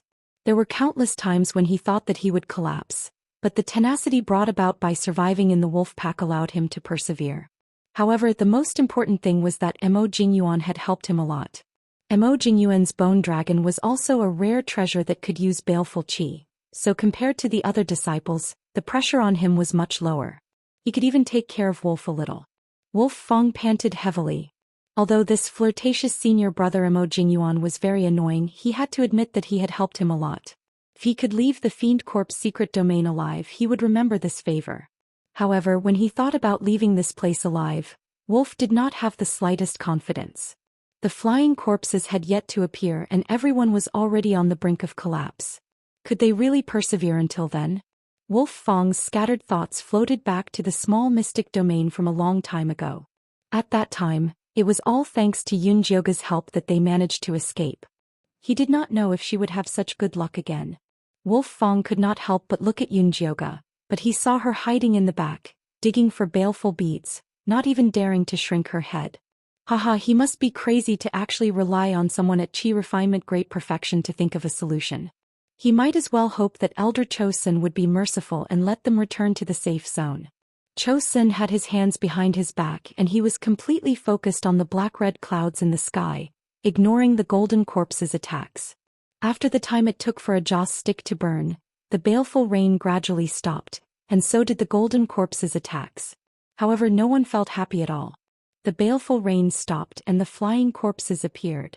Yunjioga had just gotten angry at this thought when she saw the clouds rolling over from afar. A black figure mixed with the dense baleful qi pounced towards everyone. Ah! A shrill scream rang out. Hu Lingling's body was suddenly grabbed by the flying corpse into the air, and she was instantly torn into countless pieces of flesh. Blood rained down on everyone's heads and faces. One person had been killed in just one move. The disciples of the 5 sects all turned pale with fear. Chosun's eyes glowed, and a strange red talisman fell onto the flying corpse. This was a 5th-grade divine sense restriction. It was usually used by the elders of the clan on their beloved juniors to protect their juniors' divine sense. Now that Chosun used it on the flying corpse, it instantly scattered the baleful qi, revealing a human-shaped black fog. The black fog appeared in front of everyone for a moment and then quickly disappeared. The disciples were even more flustered. An invisible enemy was the scariest. Use your divine sense to sense my talisman and you'll be able to find it. Chosun summoned his bloodthirsty bat-bone spur, and stabbed it towards the empty west side. The flying corpse's figure immediately flashed and once again disappeared, but it couldn't escape Chosun's attack. The other disciples of the 5 sects swept out with their divine senses, and found the flying corpse. Their minds shook and they immediately sent out their strongest attacks. Although the monster monkey-ine corpse's attack power was strong, it didn't have divine sense to use, so it could only focus on defense. This was also the reason why Chosun wanted the disciples of the 5 sects to stay. Everyone attacked the flying corpse with all their might and managed to deal quite a bit of damage to it. In particular, Chosun acted as if he had killed his father.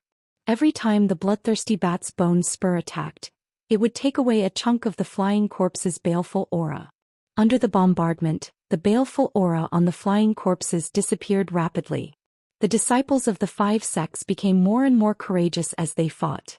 They all wanted to take down the flying corpse in one go. Yunjioga did not attack with the others. Instead, he hid behind the purple deceased sword and carefully observed the flying corpses. The flying corpses were extremely fast and nimble in the air. It was all thanks to Mo Jingyuan Feng Ling and the rest that their imperial equipment attacks were strong enough. Otherwise, they would not have been able to catch up to the flying corpse's speed. However, the most powerful one was still Cho Senator. His attack power was strong and he was well prepared, causing great damage to the flying corpses. No matter how Yunjioga looked at it, he felt that Cho Sen's method of dealing with flying corpses was not suitable for the purple deceased sword. The spiritual sense restriction charm that Chosun had just used had cost him at least 10 years of cultivation, and it was specifically used to break the flying corpse's invisibility ability. Zishang did not have such a treasure. No matter how Yunjioga thought about it, he could not think of a way to deal with the flying corpses. But if he couldn't obtain the bloody baleful bead, what would he do about the 9 layers of broken bones in her body? This was only the 3rd layer of poison. It would be even harder to find the antidote in the future. What should he do? Yunjioga was confused and he was filled with despair.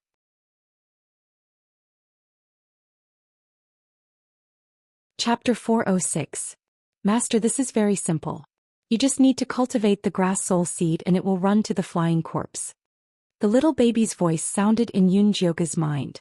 Isn't the grass soul seed only used to cultivate corpses? How can it be used on fiend corpses? Yunjioge was confused.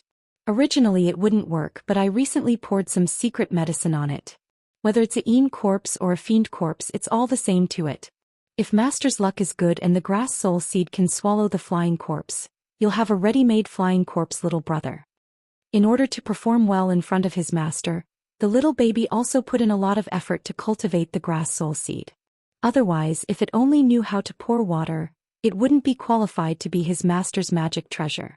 The previous owner was very cruel and would never raise useless things. Then hurry up and cultivate the grass soul seed. Yunjioge was excited. Master, you just need to send in another 1,000 baleful beads and I can immediately cultivate the grass soul seed for you, the little baby vowed. No problem.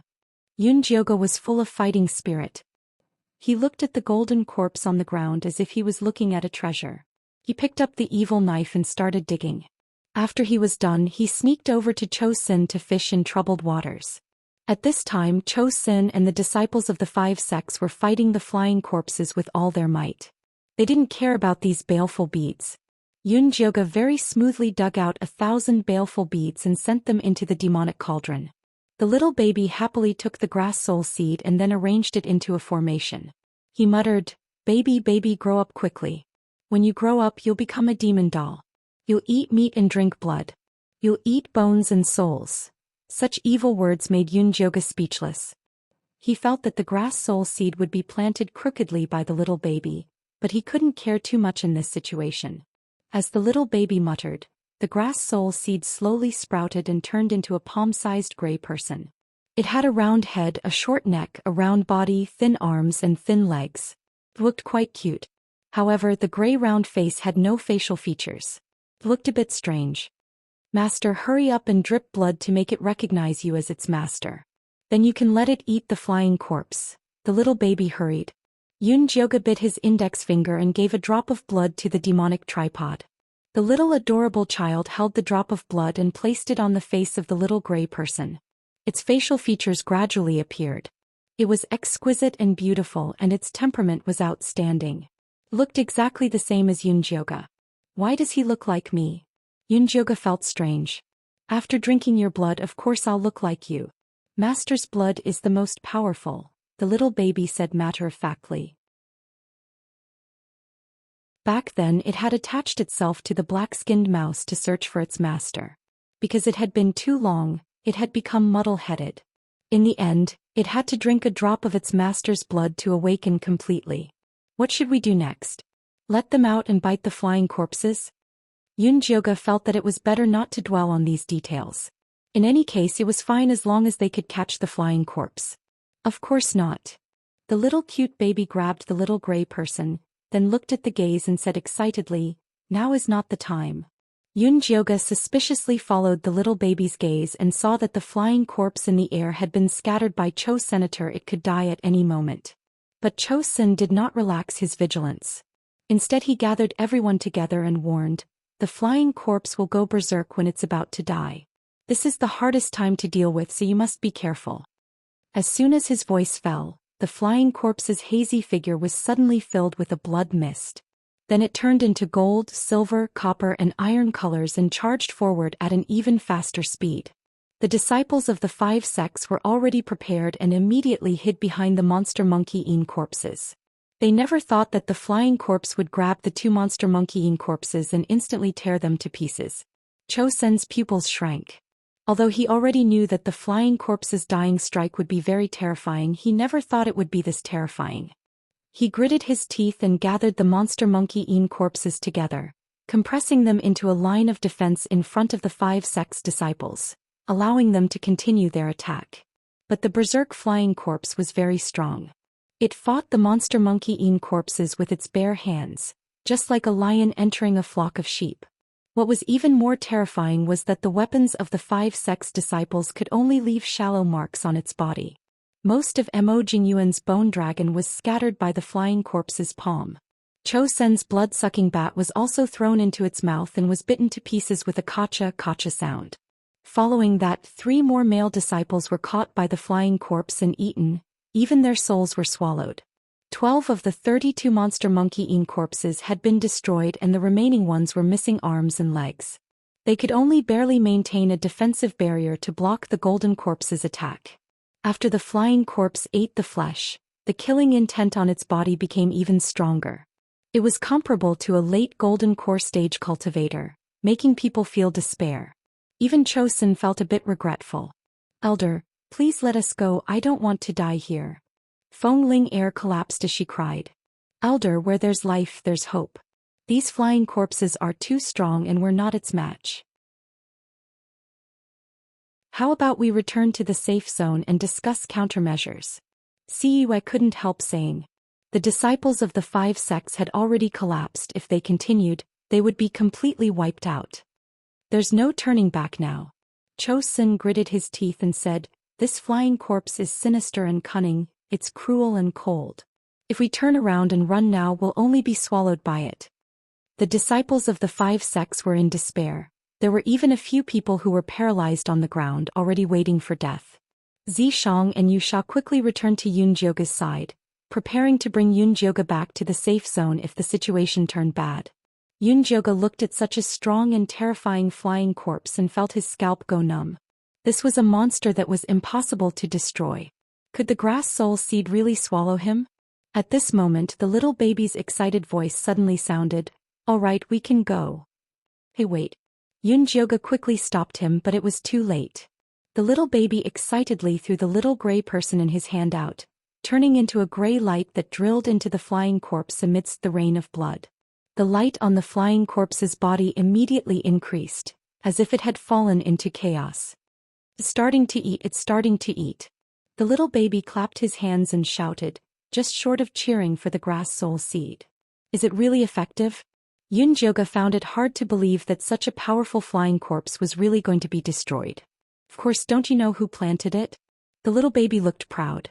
Yunjioga was happy at first, but then he realized a very serious problem. After the grass soul seed swallows the flying corpse, will it immediately recognize me as its master?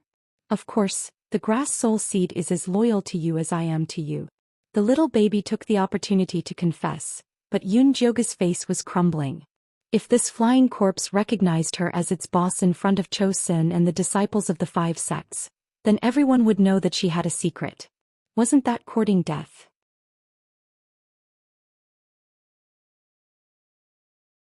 Chapter 407. I can only use it at this time. The little baby felt wronged. Although the grass soul seed it cultivated was very powerful, it couldn't kill the flying corpse at its peak. It could only attack when the flying corpse was at its weakest. "Then can you let the flying corpse leave first? At least don't come to me in front of so many people." Yunjioga took a step back. "I'll give it a try." The little baby closed his eyes and began to mutter again. After a while he said apologetically, "I can't." "Why?" Yunjioga frowned. If it really recognized him as its master, then it should be very obedient. Because the grass soul seed failed to devour and the flying corpse is about to explode. The little baby said with a serious face. "Fuck." Yunjioga's eyes widened as he looked over. He saw the flying corpse in the sky flickering with 4 colors: gold, silver, copper, and iron. The red light on its chest was so hot that it looked like a small red sun, emitting a terrifying light. Zhou Xian's face revealed a frightened expression. He immediately had the demon monkey Yin corpse lead the disciples of the 5 sects to quickly retreat. Zishang rushed over like lightning, grabbing Yunjioga and leaving in the opposite direction. Wuxia also desperately followed. The 2 of them were faster than everyone else, and in the blink of an eye, they were several miles away from the flying corpse. They never thought that after the flying corpse let out a pained and angry roar, it would use a desperate stance to fly towards Yunjioga. With a loud bang, the explosion of the flying corpse sent all the nearby golden corpses flying. Wolf Fong and the others who were several miles away were also blown away by the blast. When they got up, they saw a large crater in the distance. "Junior brother Yunjio, junior brother Yunjio." Wolf Fong shouted with a hoarse voice, but no one answered. Jin Chuan and the others all had heavy expressions. They knew that Yunjioga must have been blown to pieces. Zhou Xian stood beside the large crater with an ashen face. His eyes were bloodshot and his fists were tightly clenched. He didn't care if Yunjioga was dead or alive. He was just sad that he had carefully planned everything, but he still couldn't get the flying corpse's blood fiend bead.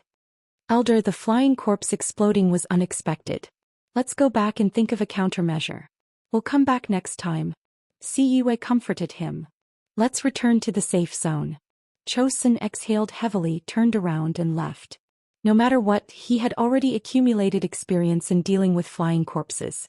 When the Fiend Corp's secret territory opened again, he would definitely be able to successfully obtain the Bloody Fiend Pearl. Before Yue left, she took one last look at the crater. She could not help but sigh in her heart. Yunjioga had died at such a young age.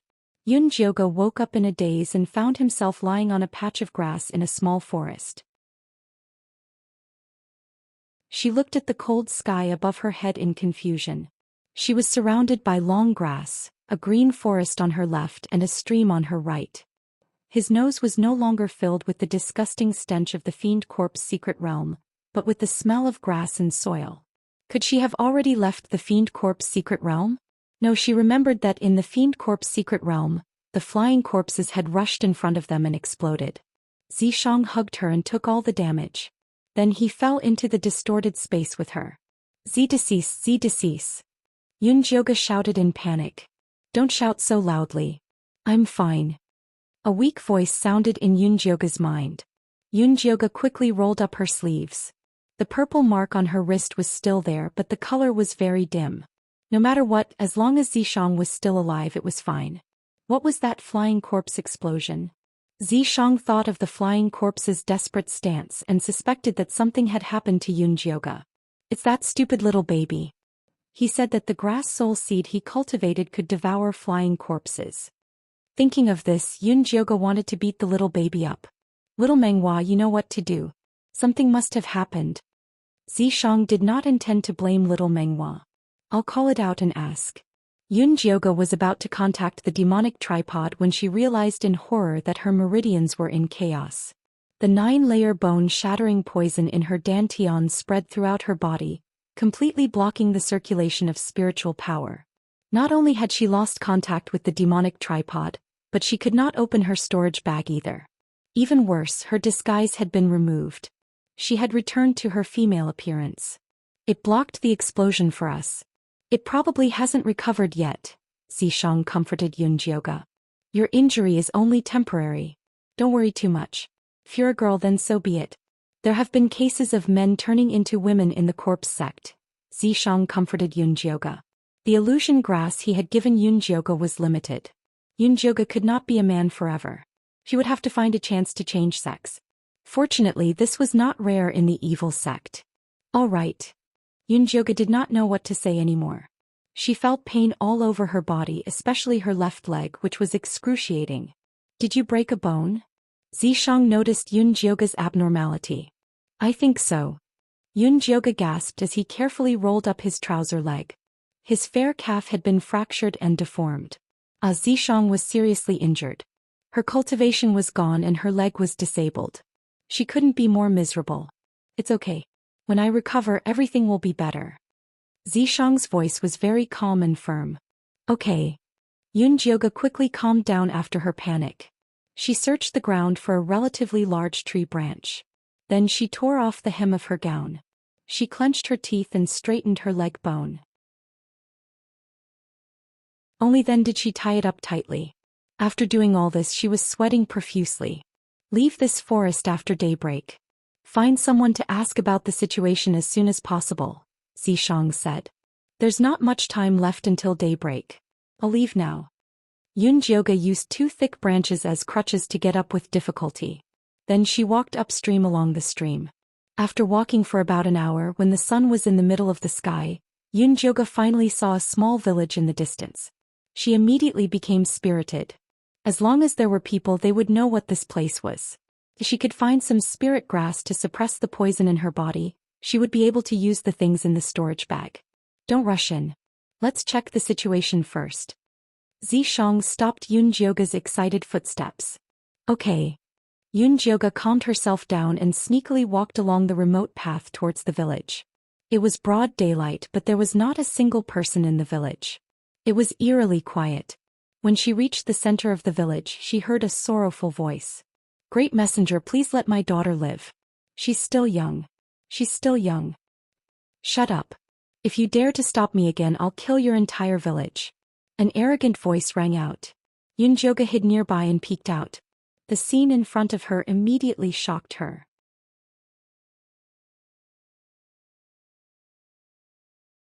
Chapter 408. In the middle of the village stood a group of dark blue armed soldiers. In the middle was a black-robed, shifty-eyed middle-aged man.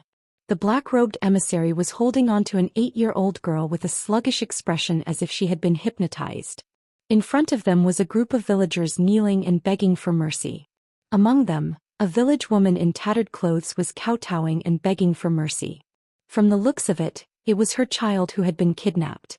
Yunjioga was not surprised by the act of forcibly kidnapping a civilian girl. What surprised her was that these people looked very different from ordinary people. They all had light gray skin, slightly red eyes, and light purple lips. Among these people, the villagers had the darkest skin, which was dark gray. Their lips were also very dark. The soldiers' skin was brownish gray, while the black-robed emissaries was light gray. The 8-year-old girl's skin was slightly white, and her eyes were black and bright. She looked very similar to the humans outside.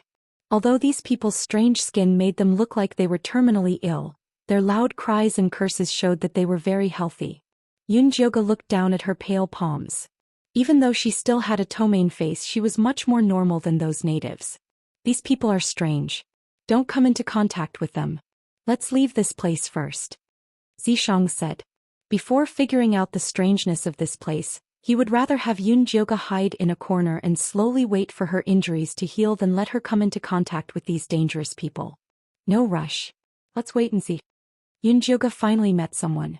How could she bear to leave without getting some information? Sir Emissary, you don't have to care about these unruly people. Let's take this seed back first. The soldier leader said fawningly. They did not care about these unruly people. You guys do as you see fit. The black-robed emissary nodded. This time the edict required him to collect 16 little girls. He had only completed half of the task. He still had work to do. Cui. The skinny village woman saw her daughter being taken away and let out a heart-wrenching wail. Probably because the hearts of mother and daughter were connected, the originally sluggish little girl trembled and suddenly woke up. Seeing that her mother was blocked by a group of strangers, she let out a sorrowful scream. A gray aura suddenly rose from her dantian and spread throughout her body. Her originally fair skin began to turn gray, her eyes red and her lips purple just like her mother. Yunjioga's pupils constricted. She could clearly see that the little girl's body had suddenly exploded with a murderous aura. Could it be that the villagers also had murderous aura? If they were affected by the baleful aura, why didn't they die? Damn it. When the black-robed messenger saw the little girl's skin turn gray, he immediately raised his hand in rage and slapped the little girl away. Tsue. Tsue's mother scrambled over to pick up her daughter. Her heart ached as she looked at the gray blood oozing out of the corners of her mouth and nose. Lord Envoy, we've lost another good seed. What should we do? The leader of the soldiers was also anxious. This was the best seed they had found during this period of time. They didn't expect it to be contaminated at this critical moment. The black-robed emissary glared at the villagers with his triangular eyes. A vicious glint flashed across his eyes as he coldly spat out a line of words. Contaminated seeds must be washed clean with blood. Yes. When the soldiers heard this order, they immediately nodded. They drew out the long sabers from their waists and pointed them at the villagers. Lord spare us! Lord spare us! The villagers cried out in panic. Seeing that a massacre was about to begin, Yunjioga's heart skipped a beat. She wanted to stop this tragedy from happening. But now that her cultivation base had disappeared, she was weaker than a chicken. How could she have the ability to fight back? At this critical moment, a group of masked men in gray robes sped over from afar. Each of them wielded a chilling long sword. The moment they landed, they began fighting with the soldiers. It's the Revolutionary Army. The Revolutionary Army is here to save us. When the villagers saw the group of men in gray robes, they were instantly invigorated. Some of the strong men even picked up their weapons and joined in the battle. Both sides were in a mess. Unruly peasants, you're courting death. The black-robed emissary took out a black, withered claw and shot out a black-red beam of light at the villager who was charging at the front. That villager cried out in pain as he was instantly engulfed by the black-red beam of light. Magic weapon. Yunjioga nearly cried out. If there were magic weapons in this world, there should be cultivators too. If they were used well, there would be great benefits. After killing the villagers, the black-robed emissary revealed a smug smile. He wanted to use the same trick on those masked men in gray robes. However, a sword beam shot out from the leader's hand, chopping off the black-robed emissary's arm. The black-robed emissary let out a tragic cry. That withered claw and the magic weapon immediately fell to the ground along with his severed arm. They were snatched away by another gray-robed man. The situation was instantly reversed. The black-robed emissary and the soldiers were all killed. We can't hide the black-robed emissary's matter. You have to leave immediately. Otherwise it will be too late when the imperial court sends troops to massacre the village. The leader of the gray-robed men said to the villagers. Boo! It's going to be winter soon. Where can we go? That's right. There's no farmland and no food. How can we survive? When the villagers heard that they had to leave the place they relied on for survival, they began to cry. Everyone, don't worry. Our revolutionary army has built a city in Mount Duching. You can continue living there. The gray-robed leader consoled them. Thank you, sir. We will follow you. The villagers knew that killing the black-robed emissary would not end well. All of them agreed to leave with the revolutionary army. Sir, help me take a look at Tsuetsue. She hasn't reacted after being beaten. Could something have happened to her? Tsuetsue's mother squeezed in with her child in her arms. The gray-robed leader glanced at the child and consoled her. It's fine. She just awakened and hasn't adapted to her body's condition. She will be fine soon. Thank you, thank you. Tsuetsue's mother finally felt relieved as she carried her child. Yunjioga shrank into a corner, guessing the relationship between seeds, awakening, emissaries and the revolutionary army. Suddenly Zishang warned, not good. We've been discovered. Yunjioga was alarmed. She wanted to escape, but it was already too late. The gray-robed leader suddenly turned around and shouted, Who's there? Before he finished speaking, he appeared in front of Yunjioga. Then he looked at her and shouted in shock, Woman's seed. What? Yunjioga was stunned. How did she become a seed? She really is a seed. A group of people surrounded her and looked at Yunjioga as if she was a monster. Miss, you also escaped, right? How pitiful. You even broke your leg. Those damned bastards will suffer retribution sooner or later. Tsuetsue's mother cursed. Yunjioga looked at everyone's sympathetic eyes and wisely chose to shut her mouth.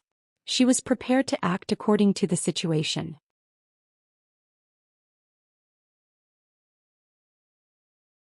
Chapter 409. Take her back and bandage her wounds, the leader in gray ordered. Don't be afraid, with the revolutionary army around, those bastards won't be able to find trouble with you. Tsuetsue's mother called a few women to help Yunjioga into the house and started to clean her wounds. Yunjioga saw that these women were efficient and took out the right herbs, so she obediently bandaged their wounds. Miss, do you not remember the past? Tsuetsue's mother asked for a long time without getting any response, so she immediately found the reason for Yunjioga. She was just about to doze off and someone sent her a pillow. Yunjioga nodded without hesitation. Those bastards must have fed you the water of oblivion. They want you to forget everything that happened in the past so they can do whatever they want. Yunjioga finally figured out the truth about the seed while Tui's mother was scolding him. It turned out that in this world, status was determined by the color of one's skin. The darker the skin, the lower the status. The lighter the skin, the higher the status. If one had fair skin, they could enter the palace to be a concubine. At first, everyone thought it was a great honor, so they would take good care of fair-skinned girls, hoping that they would be sent to the palace to be a noble by the time they turned 16. However, the soil here was very strange. Once a girl passed the age of 8, her skin would slowly turn gray. It was rare for a fair-skinned noble to live until 16. White-skinned nobles were very delicate. Not only did they have little strength, they were easily injured and their bodies were very weak. They couldn't do any heavy work, so it was difficult for them to live until 16. However, although the fair-skinned nobles were physically weak, they were all very intelligent and had a high status in their families. Even if they didn't enter the palace, they could still lead their families to the top. Some especially powerful ones were not only the family's favorites, but they could even become popular in the whole village or town. Until one day, a rich family secretly hid a fair-skinned noble in their family, and the whole family was executed. Only then did everyone know that their pampered fair-skinned daughters weren't sent to the palace to be concubines, but to be the seeds of the devil. All of them died tragically in the palace. From then on, the number of fair-skinned women decreased rapidly. Other than those black-hearted people who wanted to trade their children for wealth, no one with a conscience was willing to send their pampered children to die in the palace. Even the white-skinned children would try their best to awaken into gray-skinned people when they grew up. The palace couldn't get enough white-skinned women, so they started to plunder them. They didn't even let off 8-year-old children who hadn't grown up. The imperial court was in chaos and the people had no way to make a living. Those corrupt officials exploited the people in the name of searching for seeds, and they even found excuses to slaughter wantonly and seize their wealth. They were incomparably cruel. It was at this time that the Revolutionary Army appeared. They went around saving the white-skinned women, killing those cruel envoys and helping the people arrange a place to stay. Don't be afraid, young lady. Although it's a little difficult for you to awaken at this age, there are many capable people in the Revolutionary Army. They will definitely have a way to help you awaken. When the time comes, you'll turn into gray skin like us. You won't have to worry about being sent to the palace to be defiled. Tsuetsue's mother comforted her. Yunjioga was not a native, so how could he awaken? He could only remain silent. This place is very strange. Zishang's voice rang out again. The baleful aura on them is the same as the one in the Fiend Corp's secret realm. It's very likely that they're the descendants of the cultivators who were trapped in the Fiend Corp's secret realm. If you want to leave this place, you'll have to go to the palace to find clues. I have a feeling that the emperor isn't looking for the white-skinned women just to be defiled. Even if you want to enter the palace, you'll have to wait until I recover my cultivation. Otherwise, I'll just be courting death. From the attitude of those soldiers, it was obvious that they didn't take the white-skinned people seriously. Of course, Zishang also needed to hurry up and recover. If anything happened, he wouldn't be able to save Yunjioga in time. The gray-skinned people's medicine was very good. Yunjioga's broken bones healed very quickly. During this time, the Revolutionary Army had been helping Xiaogao village prepare to move. Every household packed everything they could use and carried them on their backs. They didn't even let a rotten pot go. After Yunjioga recovered, she followed the Revolutionary Army and the villagers to the deep mountains. The mountain path was steep and it was difficult to walk. Not to mention these villagers all had their families with them. Every one of them was carrying a few big bags. However, they walked like the wind and didn't look tired at all. Even Cui Cui, who had just awakened, could carry her own little goat and follow behind the group. On the contrary, Yunjioga was the weakest cultivator. Cui Cui's mother even comforted her, saying that she was much stronger than the ordinary white-skinned nobles. Before her daughter awakened, she would be exhausted after walking on flat ground for a few minutes, let alone carrying a little goat on a mountain path. Yunjioga originally thought that after he cultivated the 10,000 beasts art, his body was much stronger than a normal person's. However, in front of these gray-skinned aunties, it was nothing. Zishang, these gray-skinned people are too powerful. After awakening, they have great strength, never fall sick, and their reproductive ability is also very strong. They can be considered an excellent evolution. Why does the emperor here classify the gray-skinned people as inferior people and the white-skinned people as superior? Yunjioga felt that it was very strange. These gray-skinned people were just normal people and they were already so powerful. If they were good seedlings, wouldn't they be even more powerful? If they were trained well, they could definitely raise a very terrifying army. They would definitely be fought over by the big sects outside. I think it's strange too. I guess we can only find out the secret of this place after we enter the palace. Zishang had recovered a little after this period of time, but he still couldn't show himself and follow Yunjioga. If this place really is related to the Fiend Corp's hidden realm, what if we can't leave in time for the hidden realm to open? Yunjioga was worried when he thought about this. There were only 7 days left until the Fiend Corp's hidden realm opened. Our lives are more important. Let's take it one step at a time. Zishang was not in a hurry. If worst came to worst, he could just stay here until the next time the Fiend Corp's hidden realm opened. I don't have that much time to waste in this damn place. Yun thought about it and decided to talk to the leader of the rebel army. If they could come to an agreement, it would be even better. With the help of Cui's mother, Yun finally got the chance to meet the leader of the rebel army. After dinner, Cui's mother brought Yun to a tent. She whispered, "The leader is inside. If you have any problems, talk to him. He will definitely help you." "Thank you." Yun smiled at Cui's mother gratefully and walked into the tent alone. There was a tall, muscular man standing inside. He wore a bronze mask so his face could not be seen. His voice was also very cold. "I heard you wanted to talk to me about something." "Yes, leader. Although I have lost my memory, I still vaguely remember that there is a very important sister among the white-skinned people who were captured with me. I want to go back and save her. Please help me." Yun looked at the leader with sincerity.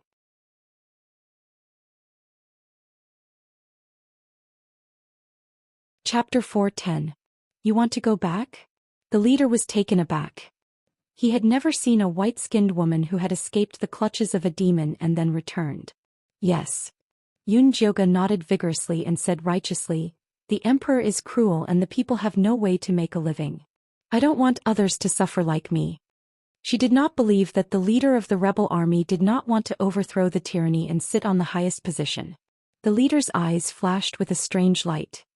He sized Yun up as if he had just met her, then said, "But if you enter the harem, you are likely to die. Death is inevitable. Death can be as heavy as Mount Tai, or as light as a feather. It depends on how you use it," Yun said firmly. In order to leave this damned place as soon as possible, she had to enter the palace and find out the truth as soon as possible. "Good." The leader could not help but clap his hands and praise her. He said, "Since you have such a great ambition, I will definitely help you achieve your wish." "Thank you, leader. I hope you can arrange for me to enter the palace as soon as possible." Yun bowed and left the tent. The leader stood in place for a moment and then said, "Bai, what do you think? This Miss Yun has great ambition. She is admirable." A clear voice sounded. A man in a black robe and a white mask appeared in the originally empty tent. "Could she be sent from the other side?" The leader asked again. "Probably not. This girl has no cultivation at all. Moreover, she has a strange poison in her body. Maybe she knows that she will not live for long, so she wants to sacrifice herself," the white-masked man said. "In that case, send her to the palace and find someone to watch over her," the leader nodded. That lunatic had not obtained an adult seed for a long time. He would be very satisfied to see this Miss Yun. "I'll follow your orders." The white-masked man bowed and left. In a tent not far from the leader, Yun was taking a nap. After the person watching her left, she called out to the mark, "Zhishang, have you found any clues?"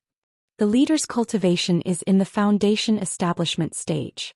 He has a black-robed messenger with him who is in the middle stage of the foundation establishment stage. They have already made plans to send you to the palace tomorrow. Zhishang had just recovered a little of his cultivation when he was forced by Yun to eavesdrop. It seems that the true identity of this rebel army leader is not simple.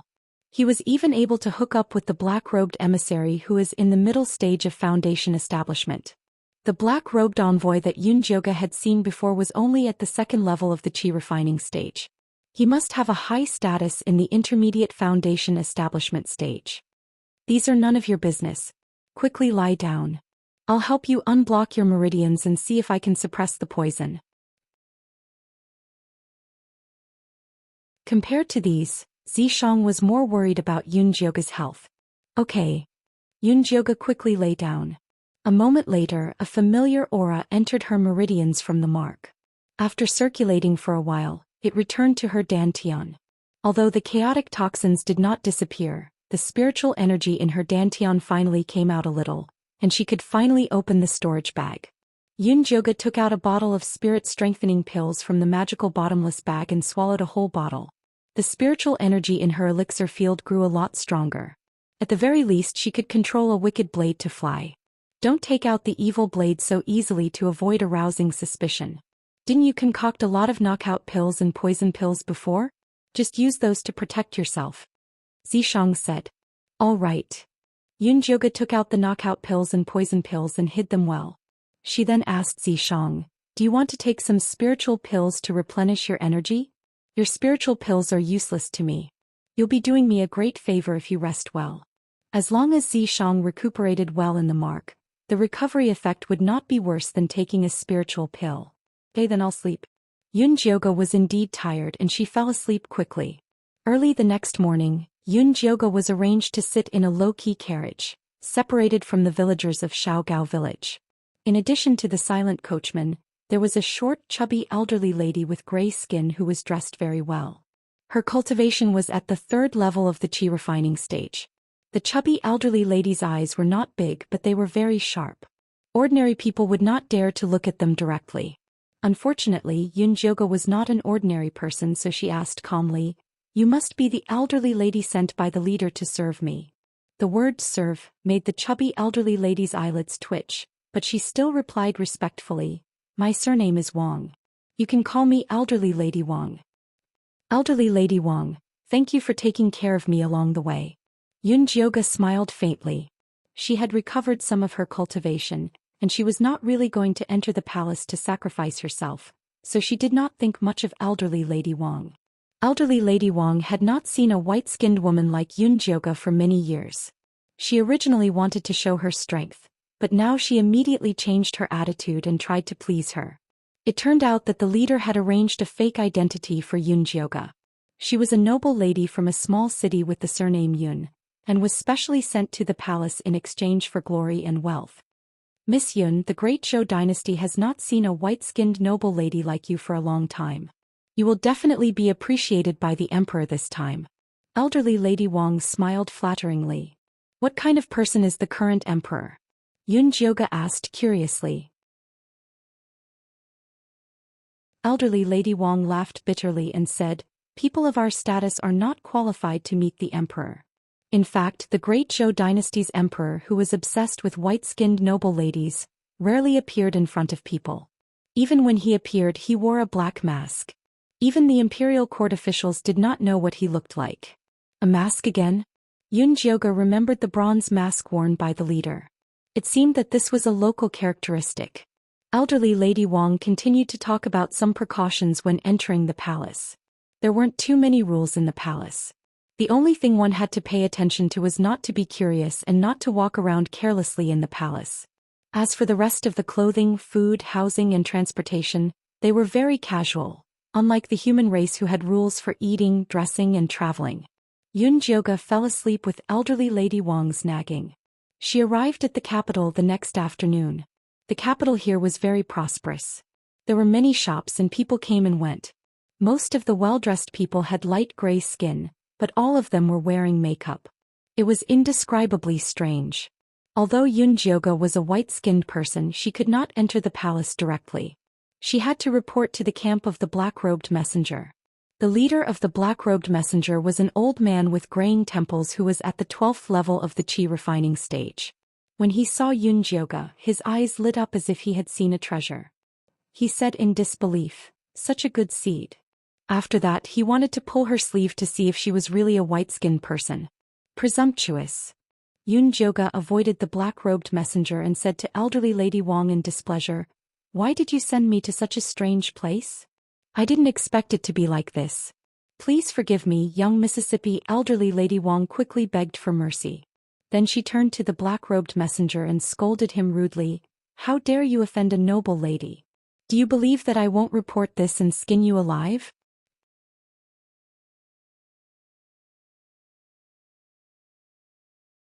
Chapter 411.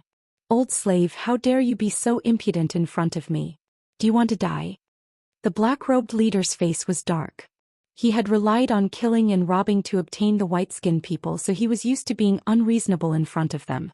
This was the first time he had met someone who was even more unreasonable than him. "I think you're the one who doesn't want to live. It's because of your villain's misdeeds that there are fewer and fewer fair-skinned nobles. You should be thrown into prison." Mammy Wang scolded with her hands on her hips. "Men, take her down." The black-robed leader wasn't a pushover either. He immediately ordered his soldiers to take down Granny Wang so that he could make an example of Jioge. "Let's see who dares touch her." Jioge took a step forward and stood in front of Granny Wang. He was so domineering that none of the soldiers dared to approach. "How dare you? Don't think that I'm afraid of you just because you're a white-skinned person. If you don't move, I'll capture you as well. A fierce light flashed in the black-robed envoy's eyes. Although this seed was very rare, she was too unruly. If she really became the leader, the black-robed envoy group would have a hard time dealing with her. After all, searching for the white-skinned people was a good job. Every time they went on a business trip, they could earn quite a bit of money. How could they let someone ruin it?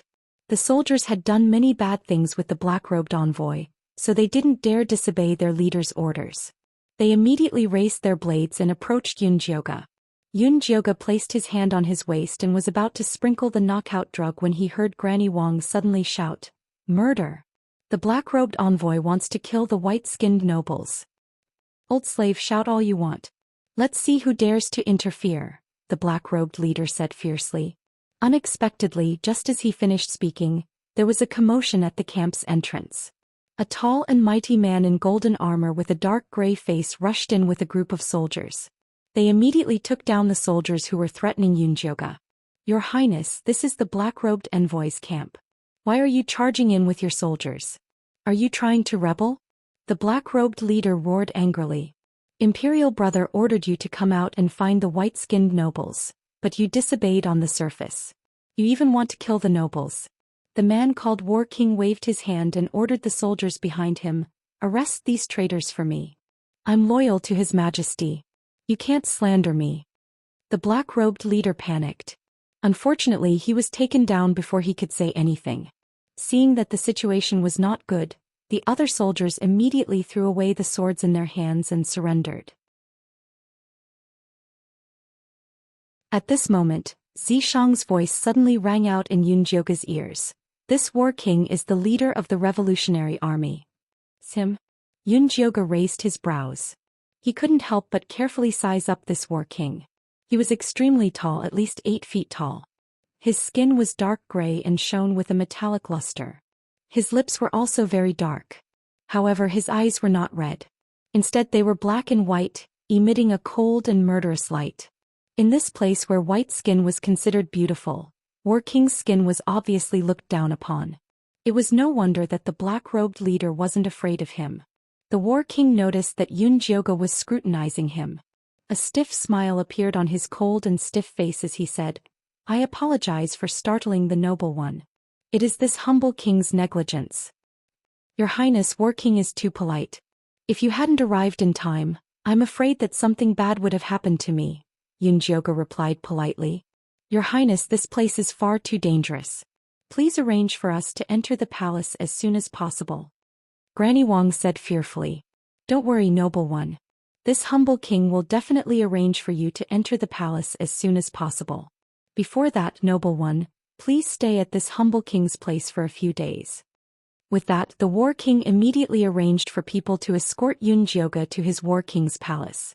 Today's show was clearly arranged by the War King. Be careful. Don't be betrayed by him. Zishang's tone became much more serious.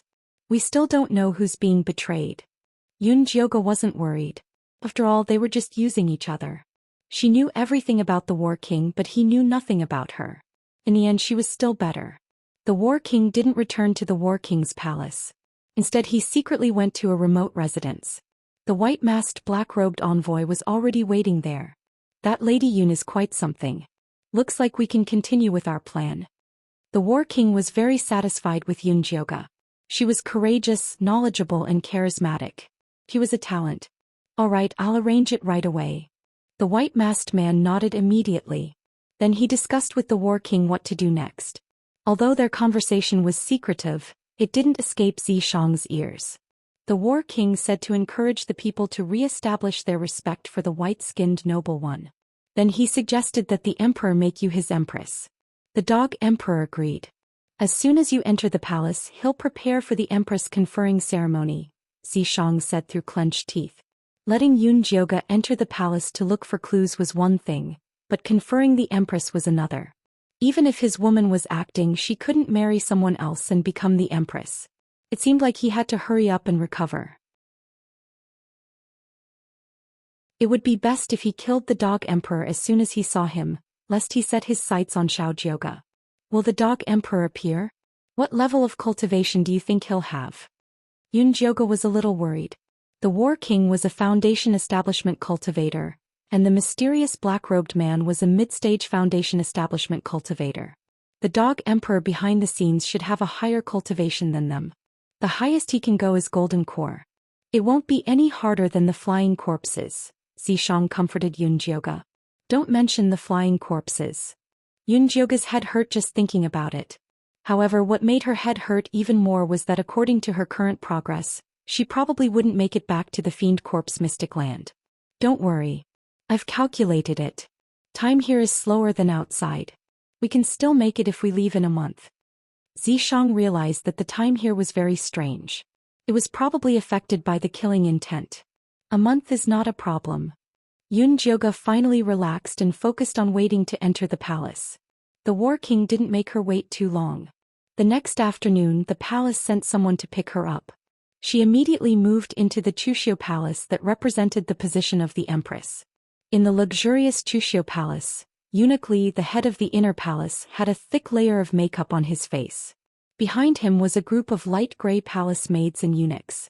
They stood respectfully in front of Yunjioga. There should be many concubines in the palace. Why haven't they come to see me? Are they looking down on me? Yunjioga sat on the high seat with a calm expression. She didn't show any emotions on her face. Master, you've misunderstood.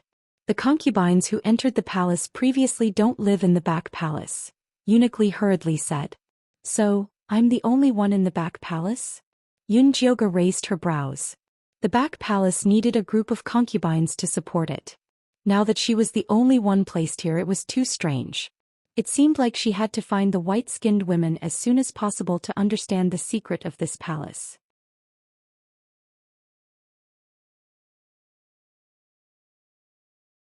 Chapter 4:12. Master, please calm down. This is His Majesty's will. I don't dare to speculate. Eunuch Li said in fear and trepidation.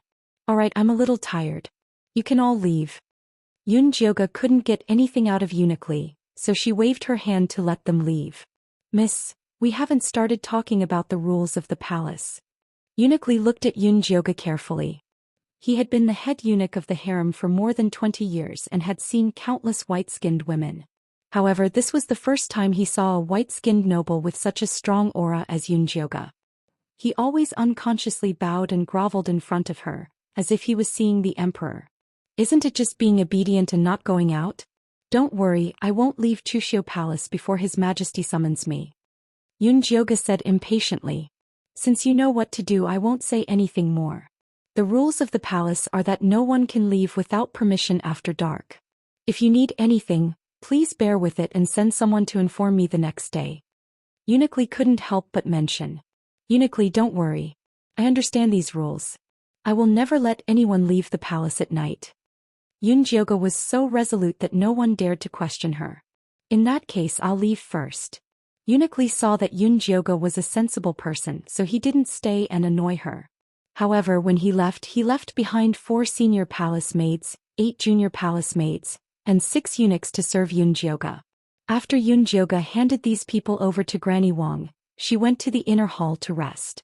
Granny Wang was very excited when she saw that Yunjioga trusted her so much.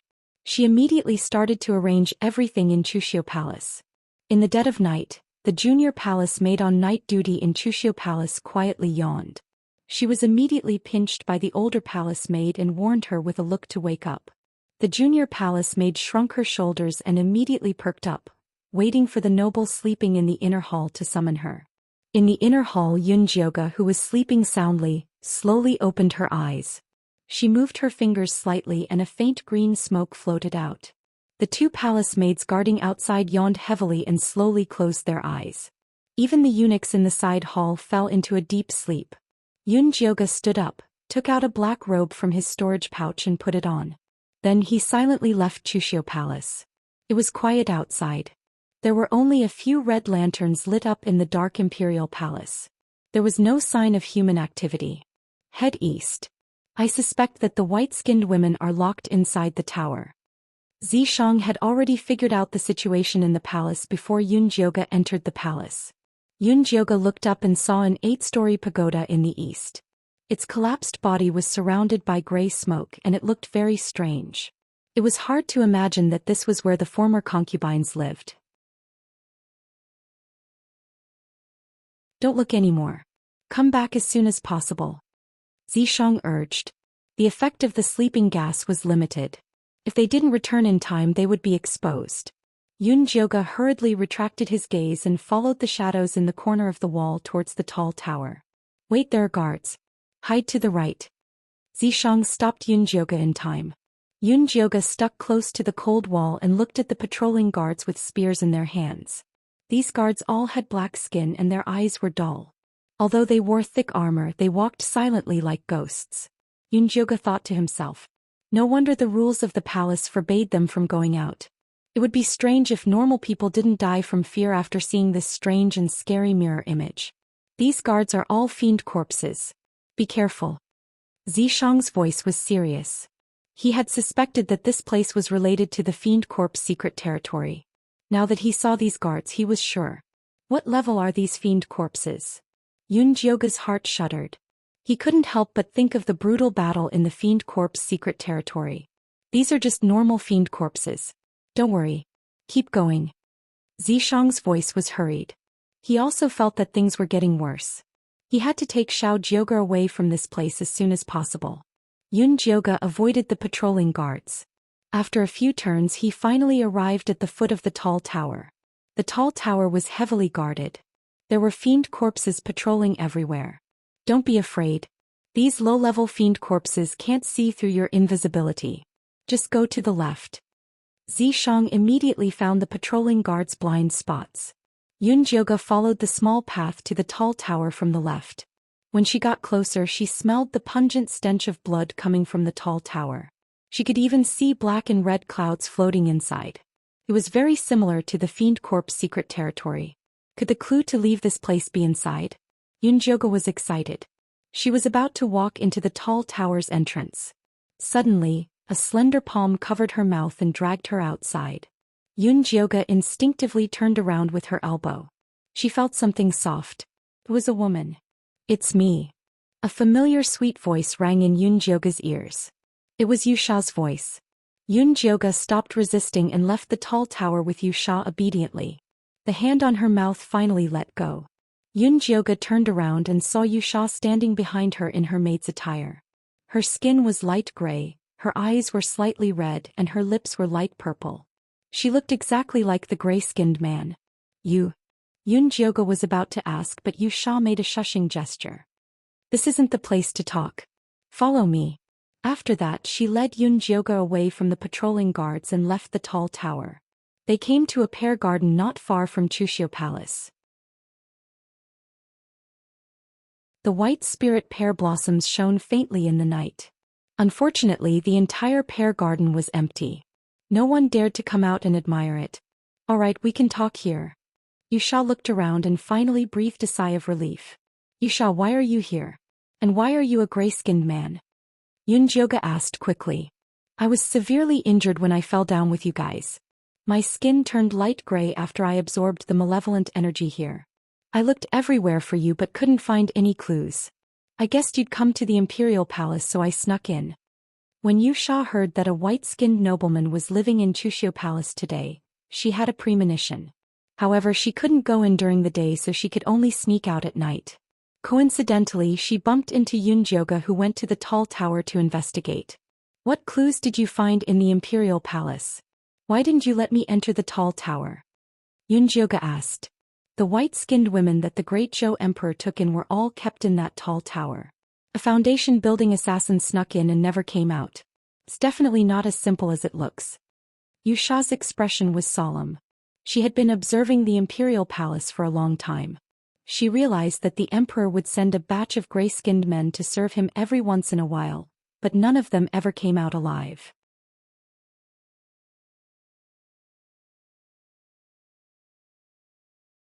Chapter 413. No wonder the guards outside are so weak.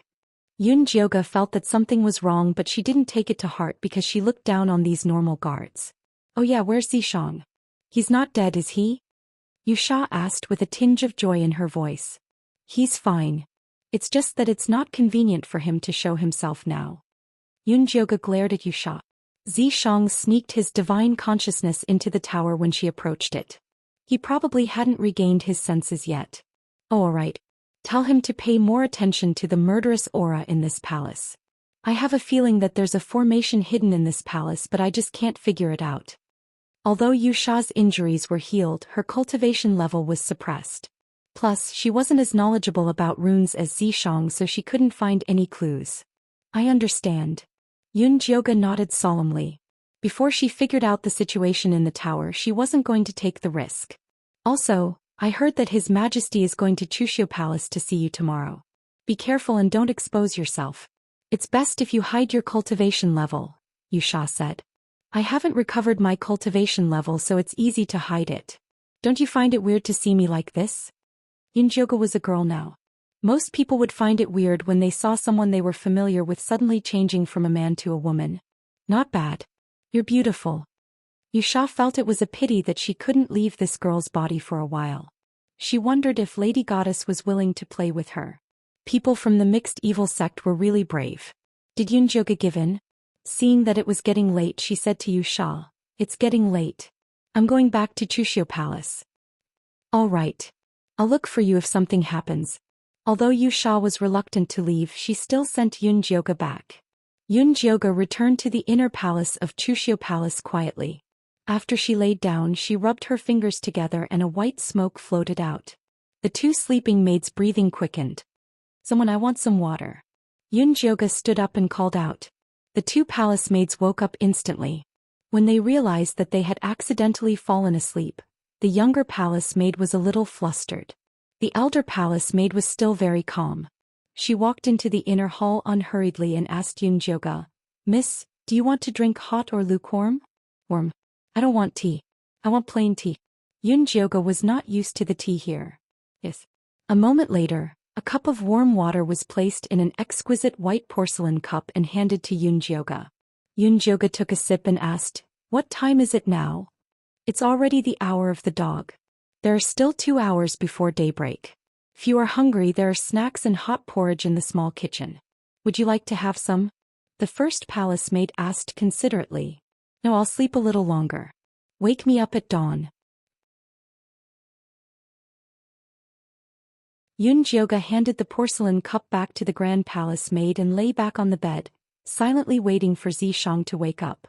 The grand palace maid bowed and retreated. A moment later, the mark on Yunjioga's arm began to heat up. Xianxia's voice rang in her consciousness. "You ran into Wuxia?" "Yes, she told you to pay more attention to the killing intent in this palace. She said that there was a spirit array hidden in this palace, but she couldn't figure it out," Yunjioga answered honestly. "There is indeed a killing array hidden in this palace. All the killing intent is concentrated in that tall tower. I suspect that there is a teleportation formation in there to return to the Fiend Corp's arcane realm," Xianxia said in a low voice. "Suspect? Didn't you send your divine sense into the tall tower?" Yunjioga thought that Xianxia had already figured out the situation in the tall tower. "There's something in the tower that's blocking my divine sense. I'm afraid that breaking through by force will attract attention, so I didn't go in." At that time, half of Xianxia's attention was on Yunjioga, so he didn't dare to break through by force. "Then I'll find another chance in the future." "Oh right, Wuxia said that the emperor will come to see me after daybreak. When that time comes, we'll take a good look at his cultivation level." Yunjioga was no longer in a hurry. Since they had confirmed that the teleportation formation to return was inside the tall tower, they would find another chance to go in. "Then I'll help you hide your cultivation level so that the emperor won't suspect anything." Xianxia also felt that under the current situation, it was better for Yunjioga to disguise herself as a local. Fortunately, the meridians in Yunjioga's body were in a mess, so hiding that bit of spiritual power was not a problem. By the time Xianxia finished everything, it was already dawn. The grand palace maid's gentle voice came from outside the door. "Miss, are you up? Come in." Yunjioga stood up and said. After the grand palace maid pushed open the door to the inner palace softly, 7 palace maids followed behind her and entered in a line. Each of them was holding a round plate in their hands. On the plate there were exquisite head accessories, clothes and shoes. They were no different from the ordinary royal family outside.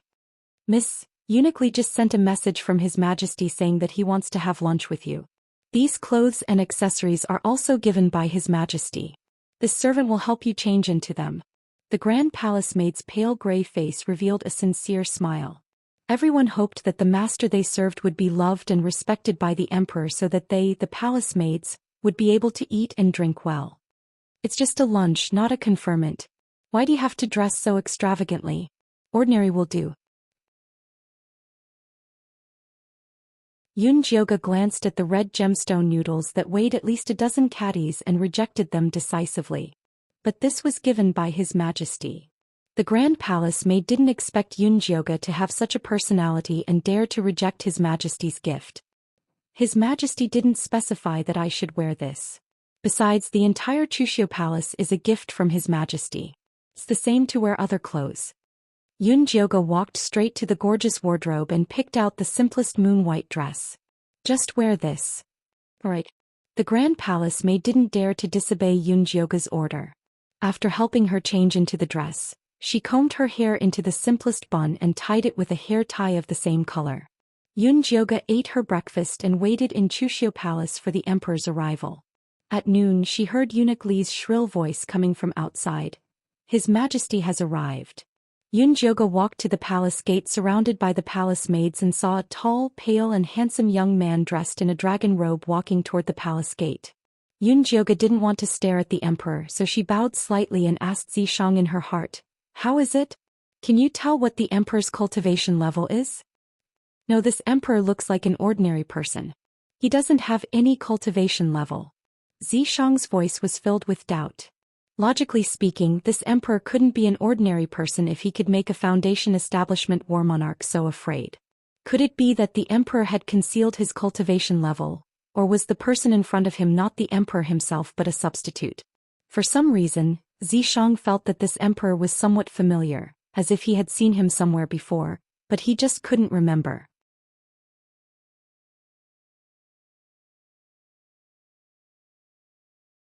Chapter 4:14. Zishang thought the gray-faced emperor looked familiar, so Yun Jioge stole another glance but had no impression of him. The emperor thought Yun Jioge was shy and reached out to help her up. "Please rise, beloved." "Beloved." Yun Jioge couldn't help but shiver at the way the emperor addressed her. She quickly got up before the emperor's hand could touch her. The emperor didn't think much of it. A gentle smile appeared on his handsome face. "Sorry to keep you waiting, beloved. Serve the meal." "Yes." Eunuch Li responded crisply and called for the palace maids to serve a sumptuous meal. There were all kinds of delicacies. "Sit, beloved." The emperor called out. Yun Jioge chose a seat farthest from the emperor and sat down. Eunuch Li and the palace maid waited on them. "Beloved, this iced stew abalone head is not bad. Try it." The emperor smiled and looked at Yun Jioge affectionately with his long and narrow eyes, as if he was looking at a treasure. "Thank you, Your Majesty." Yun Jioge pretended to be shy and took a small bite of the dish the emperor had ordered, but she couldn't taste anything. After finally finishing the torturous meal, the emperor suggested, "It's a rare spring day. Let me accompany beloved to the imperial garden for a walk." "Thank you, Your Majesty." Yun Jioge also wanted to see what the palace looked like during the day. The emperor removed the dragon carriage and only left Eunuch Li and the palace maid to serve him.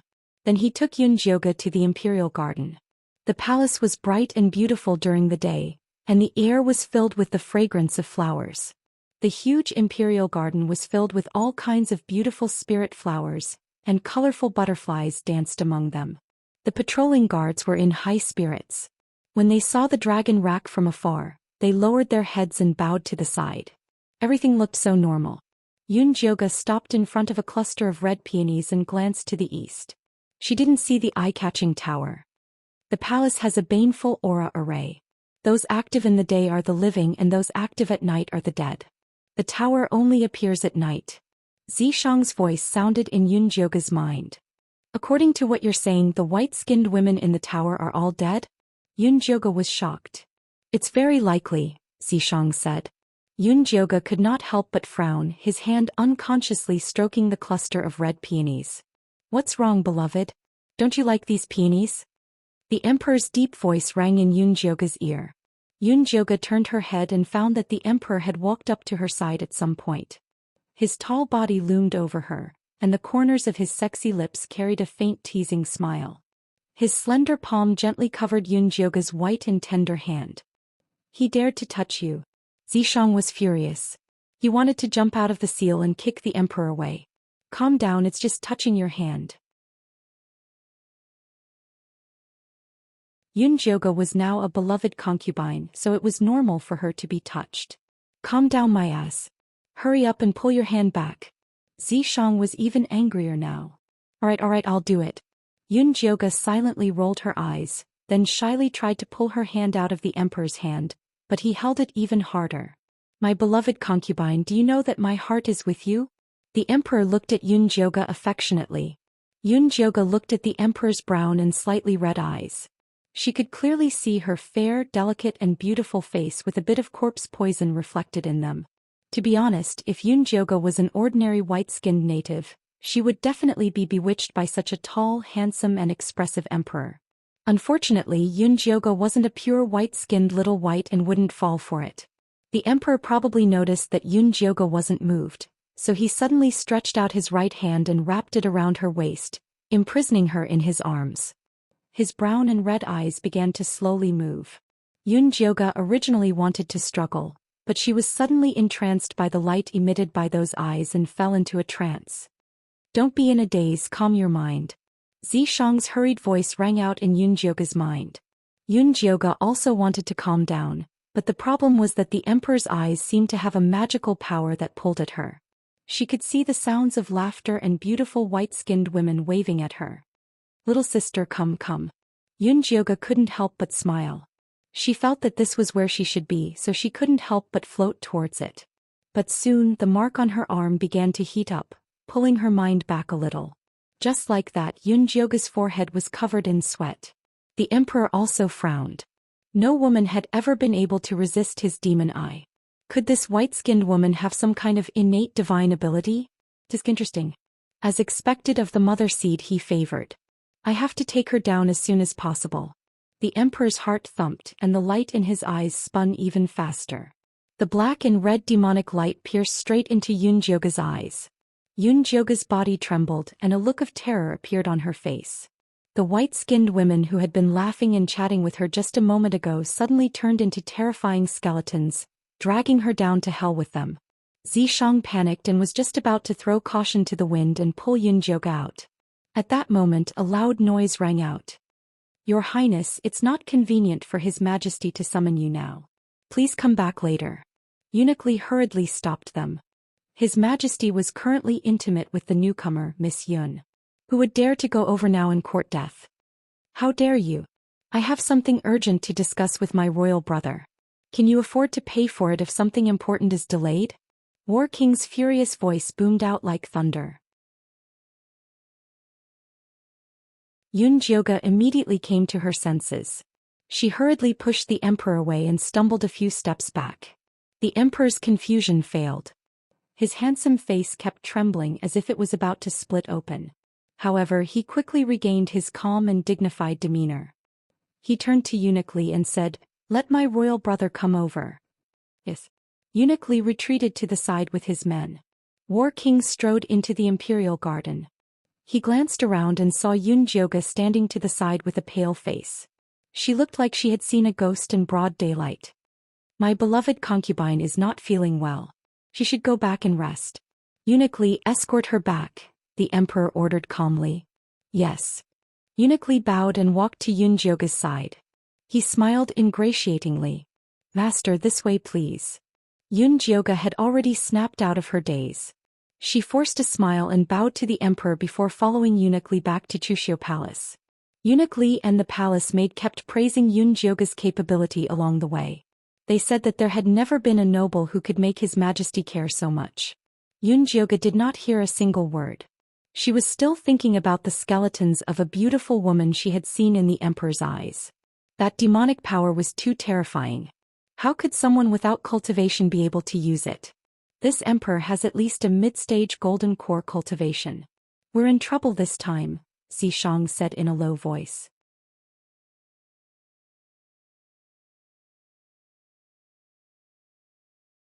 Chapter 4:15. Middle Stage Golden Core. Yunjioga's scalp went numb when she heard that. Zhishang had yet to recover from his serious injuries.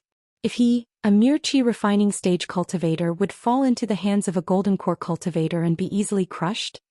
Although this emperor has the cultivation base of a mid-stage golden core cultivator, there's a strange force inside him that's suppressing him.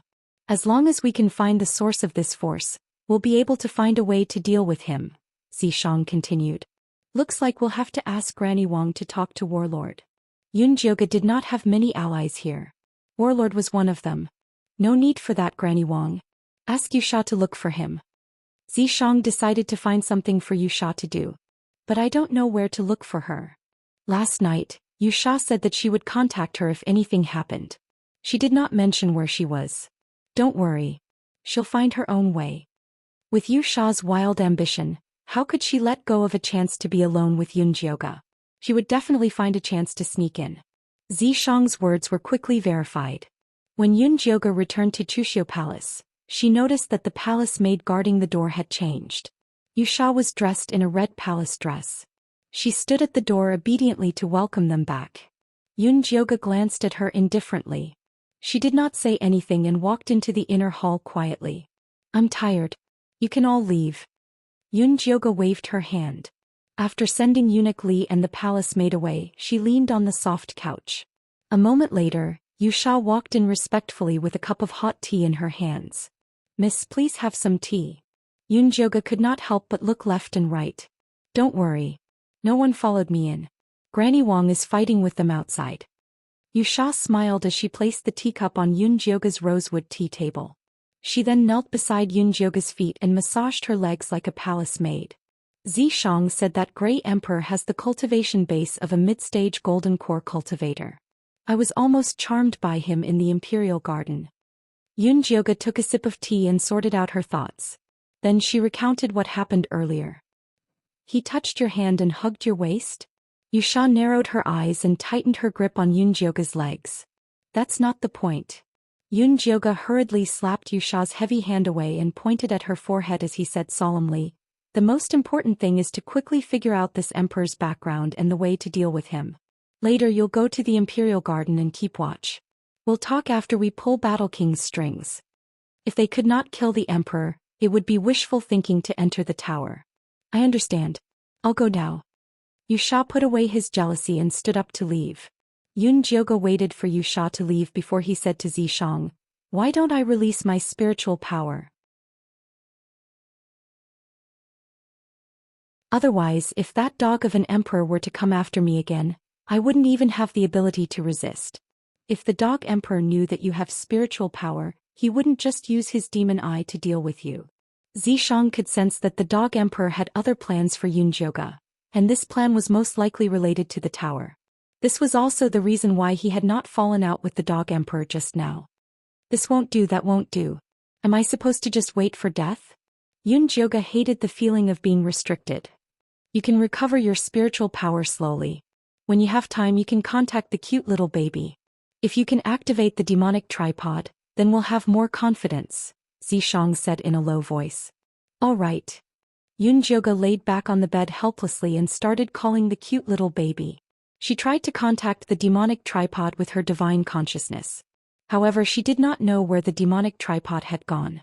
No matter how she tried, it was useless. Just as she was about to give up, a gray dot suddenly flew towards her. It gradually turned into a gray little person. The little person's face was exactly the same as Yunjioga's. It was the grass soul seed that had devoured the flying corpse. Master, I finally found you.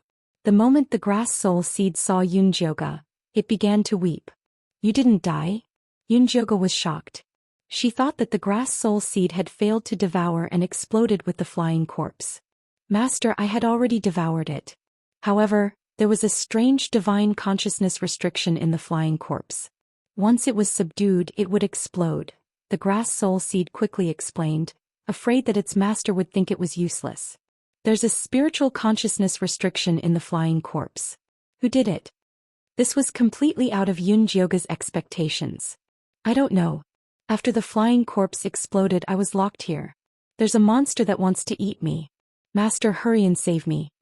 Speaking of the monster, the grass soul seed's little body kept trembling. He was clearly very afraid. Where are you locked? What monster wants to eat you? Yunjioge quickly asked. She had worked so hard to cultivate the grass soul seed. How could she let the monster eat it? I'm in a dark place. The monster is black. I don't know what it is. Oh no, the monster is here. I have to go. Master, you have to save me. With that, the grass soul seed disappeared without a trace. Wait. Yunjioge wanted to grab the grass soul seed and ask more. When she opened her eyes, she saw a gorgeous curtain. Miss, what's wrong? The palace maid lifted the curtain, her face full of worry. It's nothing. It's just a little nightmarish. Yunjioge touched her forehead, which was covered in cold sweat. Should we get the imperial physician to take a look? The palace maid poured some hot water on a copper plate and wrung a clean handkerchief to wipe Yunjioge's face. There's no need. By the way, where's Granny Wang? Yunjioge asked again.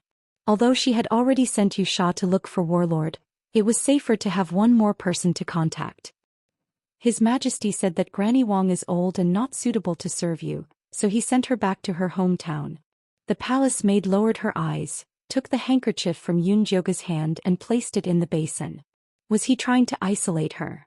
Yunjioge was not surprised. She replied, His Majesty is really considerate. By the way, what time is it now? Where is His Majesty? It's the hour of the evening now. It'll be dark in 2 hours. His Majesty is still in the imperial study discussing important matters with His Highness Warlord. He wants you to have an early meal tonight and have a good rest, the palace maid said softly. I understand. Yunjioge nodded. It seemed that Wuxia would have to wait until tomorrow to send news back. Miss, do you still want to sleep? The palace maid asked softly. I'm not sleeping anymore. Help me up. Yunjioge came to the outer hall and ate a few snacks. She pretended to be chatting and asked the palace maid, I still don't know your name. Uniquely had introduced her yesterday, but Yunjioge did not pay much attention to it. My name is Bao, the palace maid replied respectfully. How long have you been in the palace? Yunjioge took another sip of tea. I've been in the palace for 8 years. I've always been working in Chuxiu Palace. No noble has ever lived in Chuxiu Palace before. Monsieur the First. Bao knew that Yunjioge wanted to find out more information, so she took the initiative to tell her everything she knew. Do you know where those white-skinned women went? Yunjioge put down the teacup. She had been in the palace for 8 years, so she should have some information.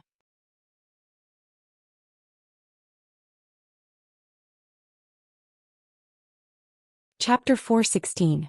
I don't know. Bao shook her head.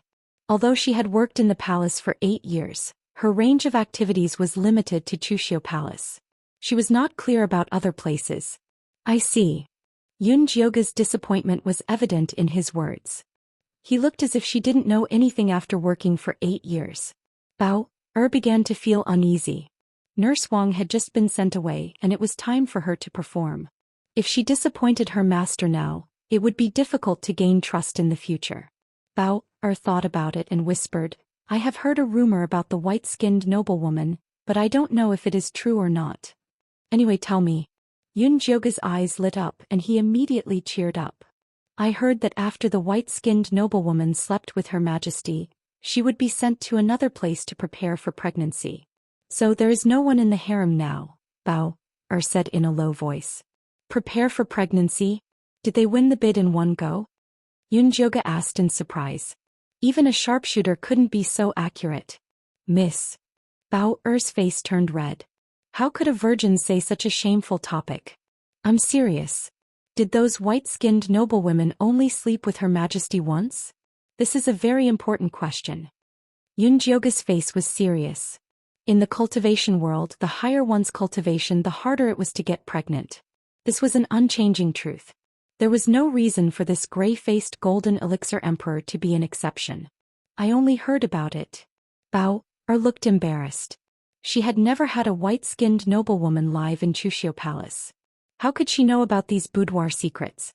Did any white-skinned noblewoman give birth to a dragon's son? Yunjioge asked again. No. Bao had been in the palace for 8 years. Not to mention a dragon's son, she hadn't even seen a dragon girl. She was sent away when she was pregnant, but she couldn't give birth to a single one. This is too strange. Yunjoga thought of the evil spirit tower that would only appear at night and the withered beauty in the eyes of the gray-faced emperor. He couldn't help but feel heavy. Miss, this is all nonsense. Please don't take it seriously. Otherwise this servant will definitely die. Bauer panicked a little. If Eunuch Li knew that she was gossiping here, it would be troublesome. What are you afraid of? You can tell me and I will listen. No one else will know. Hey, it is getting late. Go and see if dinner is ready. I will go rest in the inner hall. Yunjoga told Bauer a few things and then he got up and walked into the inner hall. Bauer saw that Yunjoga's expression was calm and didn't look like he was frightened, so she left with peace of mind. There's no smoke without fire. This palace maid should be telling the truth, Xianxia said in Yunjoga's mind. A golden core cultivator won the bid on the first try. How is that possible?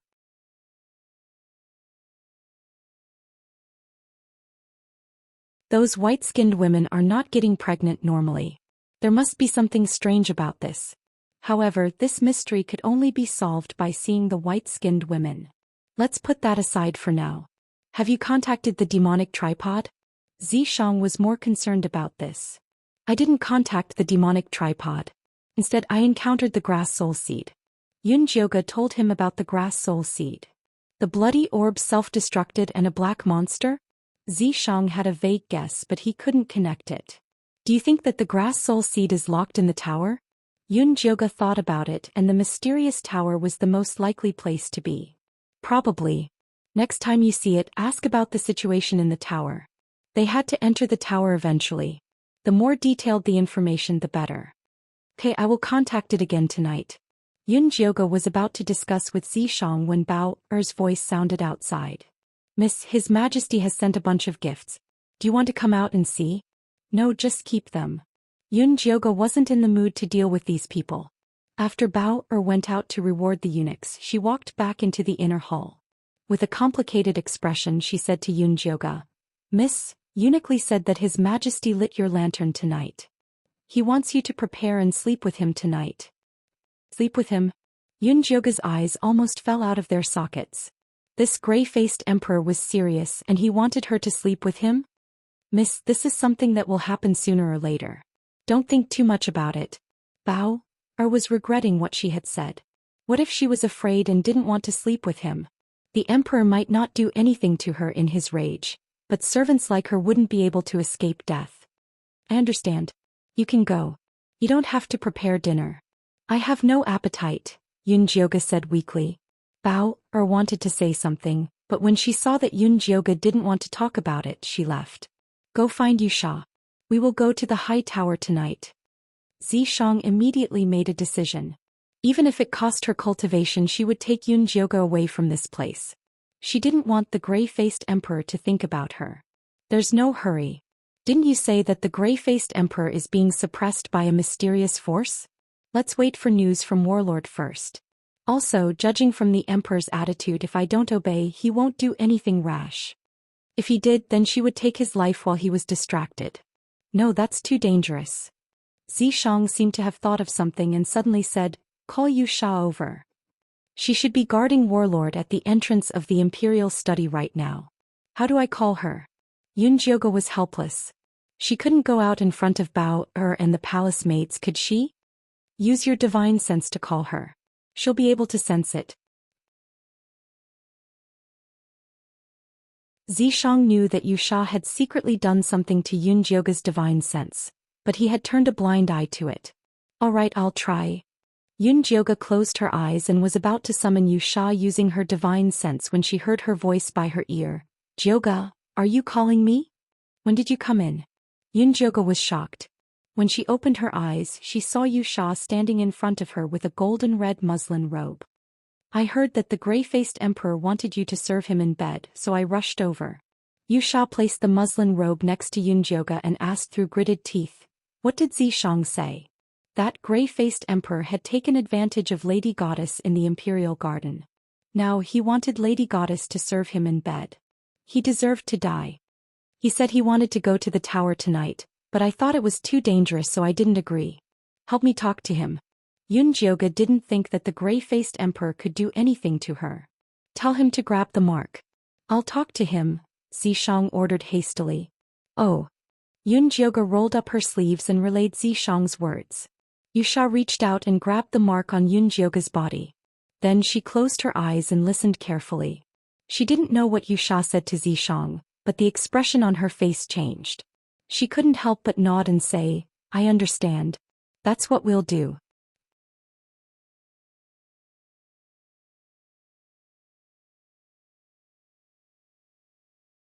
Chapter 417.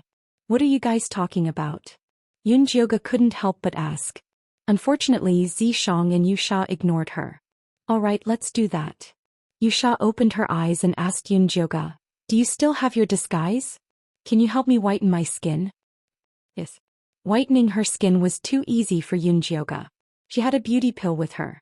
After consuming it, not only would it whiten her entire body, but it also had a soft glow effect. She made it when she was bored and was going to sell it at Plethora Treasure Tower. After Wuxia swallowed the beauty pill, she untied her hair and let it fall behind her head.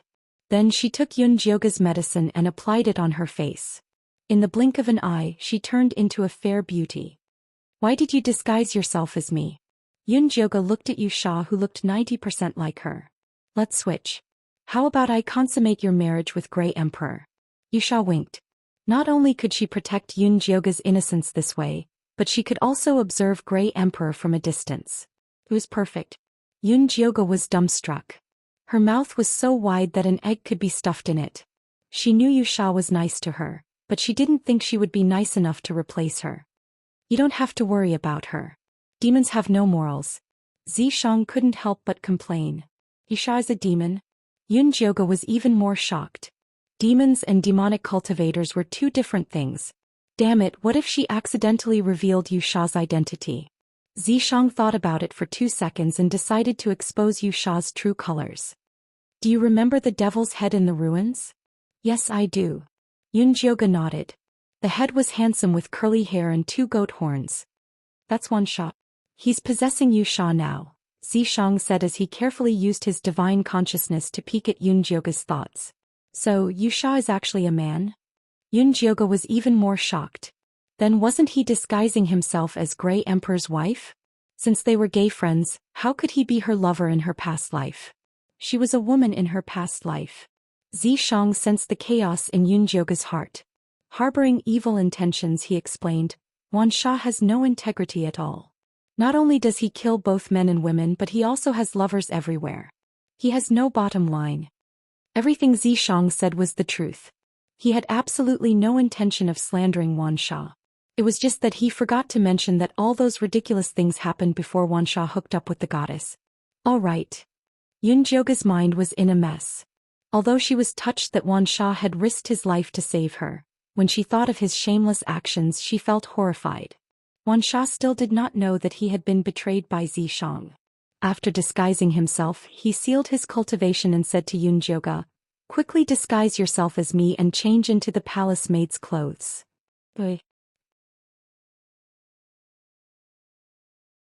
Yunjioga absent-mindedly painted herself to look like a gray-skinned man, and then changed into a red palace maid dress? Take this invisibility pill and stay on the side to help me hold the fort later. If anything goes wrong, help me out. Wuxia rubbed his jeweled earring and took out a gray pill. This was the invisibility pill that her family had prepared for her. It was expensive and she only had 3 of them. Yunjioga took it and sniffed it. After confirming that it was a high-grade invisibility pill, she swallowed it. After Wuxia waited for Yunjioga to successfully conceal herself, she laid down on the chaise lounge and called for Bao to come in and serve her. Bao thought that Yunjioga was having dinner, so she brought the little palace maid in to take a look. She found that Wuxia had already changed into a gauze dress and was lying on the chaise lounge, looking completely at her beck and call. Miss, you've thought it through? Bao was surprised and delighted. Go and stand guard at the door later. When the emperor arrives, let him into the inner palace. Wuxia said lazily. Yes. Bao nodded quickly. Although this was a little against the rules, there were no rules in the imperial harem. As long as the emperor did not blame her, it was fine. However, before Bao left, she still led the little palace maids to tidy up the inner palace. The curtains and bedsheets were all changed into a festive bright red. A red carpet was laid on the floor and bright red peonies were placed on the bedside cabinet. The atmosphere of a newlywed immediately became lively. After Bao was done with the decorations, she left with the little palace maids. "Are you really going to serve me in bed?" Yunjioga could not help but ask.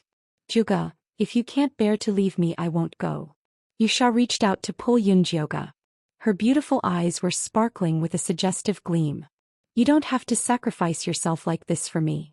Yunjioga was conflicted.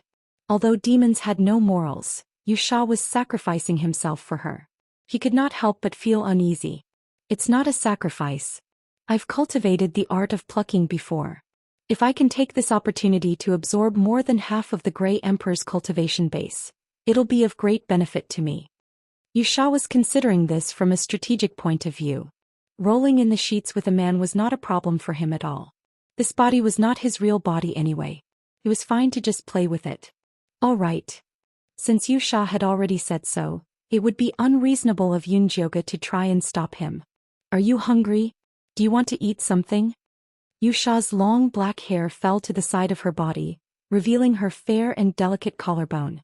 Her slender fingers hooked around Yunjioga's palm. She exuded a powerful charm. "I'm not hungry. I've eaten an abstinence pill." Yunjioga silently retracted her hand. She thought to herself that when Xianxia was able to show himself, she would definitely roll in the sheets with him to set up her correct values. "Don't worry. I'll be able to show myself very soon." Xianxia chuckled softly. His elegant voice was like a feather caressing the tip of Yunjioga's heart. Yunjioga felt her heart itch. Compared to the seductive Yusha, she preferred the sultry Xianxia. It looked like her values were still very correct. Wan Sha, who was unaware of the situation, was still using Yusha's body to seduce Yunjioga. There were a few beautiful girls among the lady goddess's lovers back then. There was no reason for him to not be tempted by the current him. Just as the two of them were engaged in a tug-of-war, Bao-er's clear voice rang from outside. "Long live the Emperor." Yunjioga quickly hid herself and retreated to the side to avoid attracting the Grey Emperor's attention. The next moment the Grey Emperor strode in from outside. There was a gentle smile on his handsome face, and his entire being exuded a proud aura. Yusha got up from the imperial concubine's couch and bowed to the ground.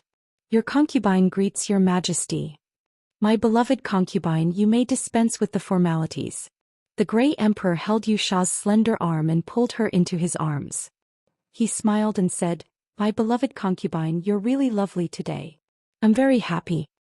"Your Majesty, you flatter me." Yusha lowered her head slightly.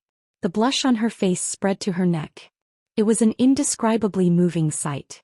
The Grey Emperor's gaze deepened. He smiled ambiguously and said, "The night is too short. Let's go to bed." After that, he carried Yusha in his arms and walked toward the large bed in the inner hall, stepping on the red flower petals that covered the floor.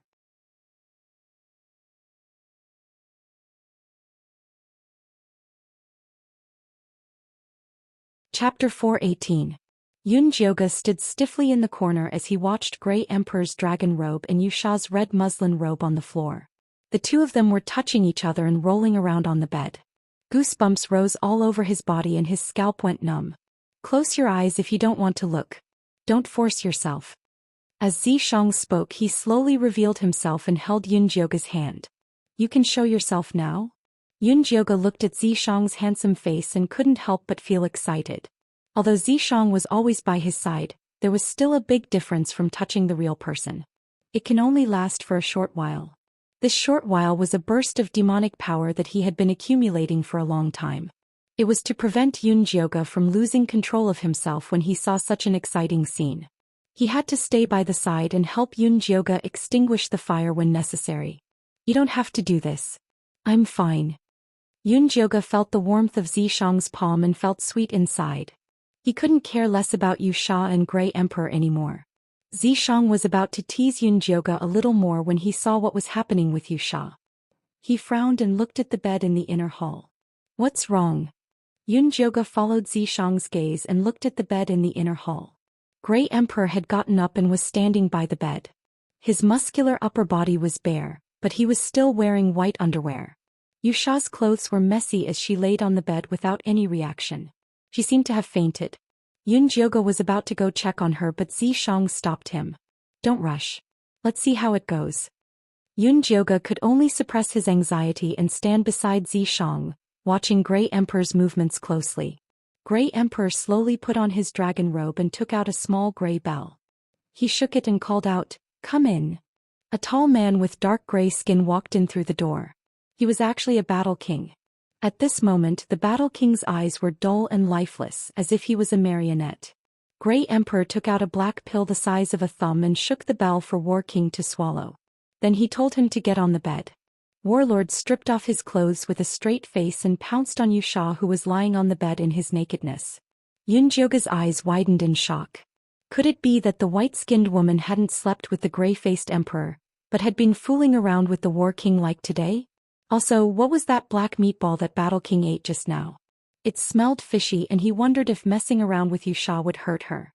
When Yunjioge saw that War King had already begun to tear Yuxia's thin trousers apart, Yunjioge began to panic. He was afraid that Yuxia would be at a disadvantage. Zishang's frown deepened. In the end, with a flick of his finger, a purple mist quietly slipped out. There was a sudden loud noise outside the door, and then there were the screams of the palace maids and eunuchs. Broken Jade Pavilion has collapsed. The palace of heavenly purity is on fire. On the bed, Warlord, who was pressing down on Yuxia's hands and getting ready to raise his spear, immediately stopped what he was doing. A pained and conflicted expression appeared on his face. A look of rage flashed across the handsome face of the grey-faced emperor. Black mist leaked out of his cracked skin, making him look extremely terrifying. He glared fiercely at Warlord and shook the bell in his hand again.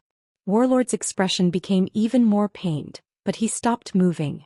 The grey-faced emperor knew that he had lost control of Warlord, and forcing him to continue would only make things worse. He could only shake the bell helplessly to let Warlord leave Chushio Palace. Without even putting on his clothes, Warlord jumped out of the window with his well-built naked body. Yuxia, who was lying on the bed, also happened to wake up at this time. She used the bright red blanket to cover her naked chest, and said to the grey-faced emperor, who was standing by the bed in confusion, "Your Majesty, what happened?" "It's nothing. There's a fire outside, so I'll go out and take a look. You can continue to rest." The grey-faced emperor regained his gentle look. After comforting Yuxia for a while, he walked out of the inner hall. As soon as the grey-faced emperor left, Yuxia's beautiful face darkened. She dragged the bedsheet down and asked Yunjioge, who came up to her, "What happened?" That grey-faced emperor was probably impotent. Halfway through, Warlord came and even gave him a Herculean strength pill. Yunjioge told her what happened in a concise manner. In the end, Yuxia asked, "Didn't you feel anything just now?" "When I was rolling on the bed with him, I was accidentally hit by his ice skill. I struggled to break free, and when I opened my eyes, I saw him standing by the bed." Yuxia's beautiful brows furrowed tightly. Although she already knew that the grey-faced emperor's eye skill was powerful, it was still difficult for her to avoid it when her cultivation base was sealed.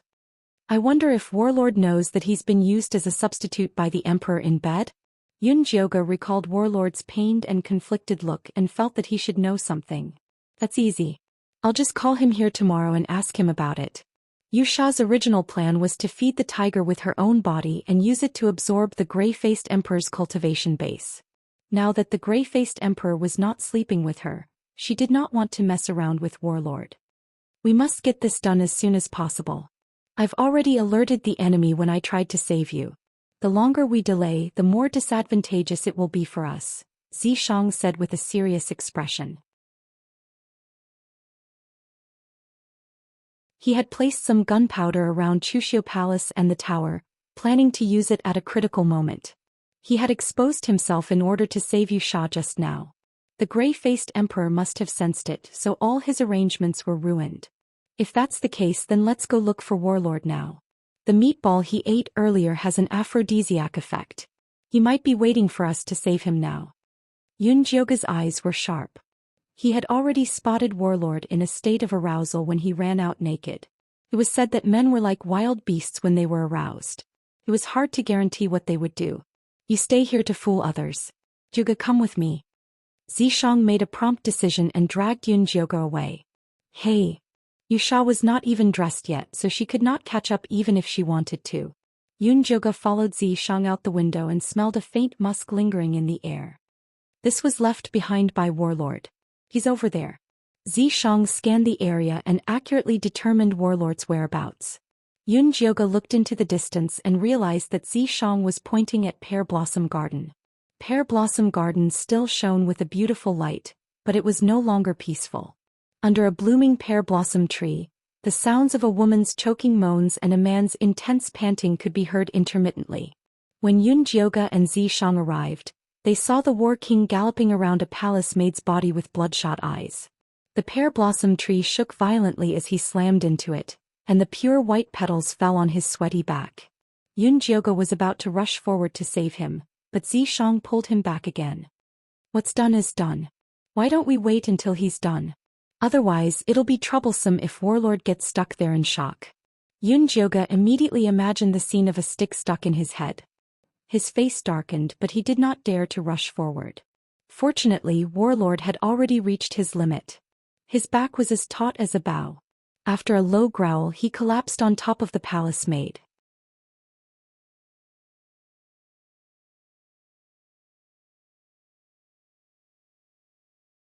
Chapter 419.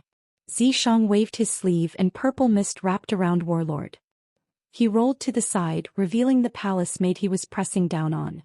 Bao, Yunjioga was shocked. The one Warlord was humiliating was Chushio Palace's palace maid, Bao. Perhaps it was because of the chaotic situation that Warlord grabbed a random palace maid and messed with her in Pear Garden. Bao was unlucky. Right now Bao was a little pitiful.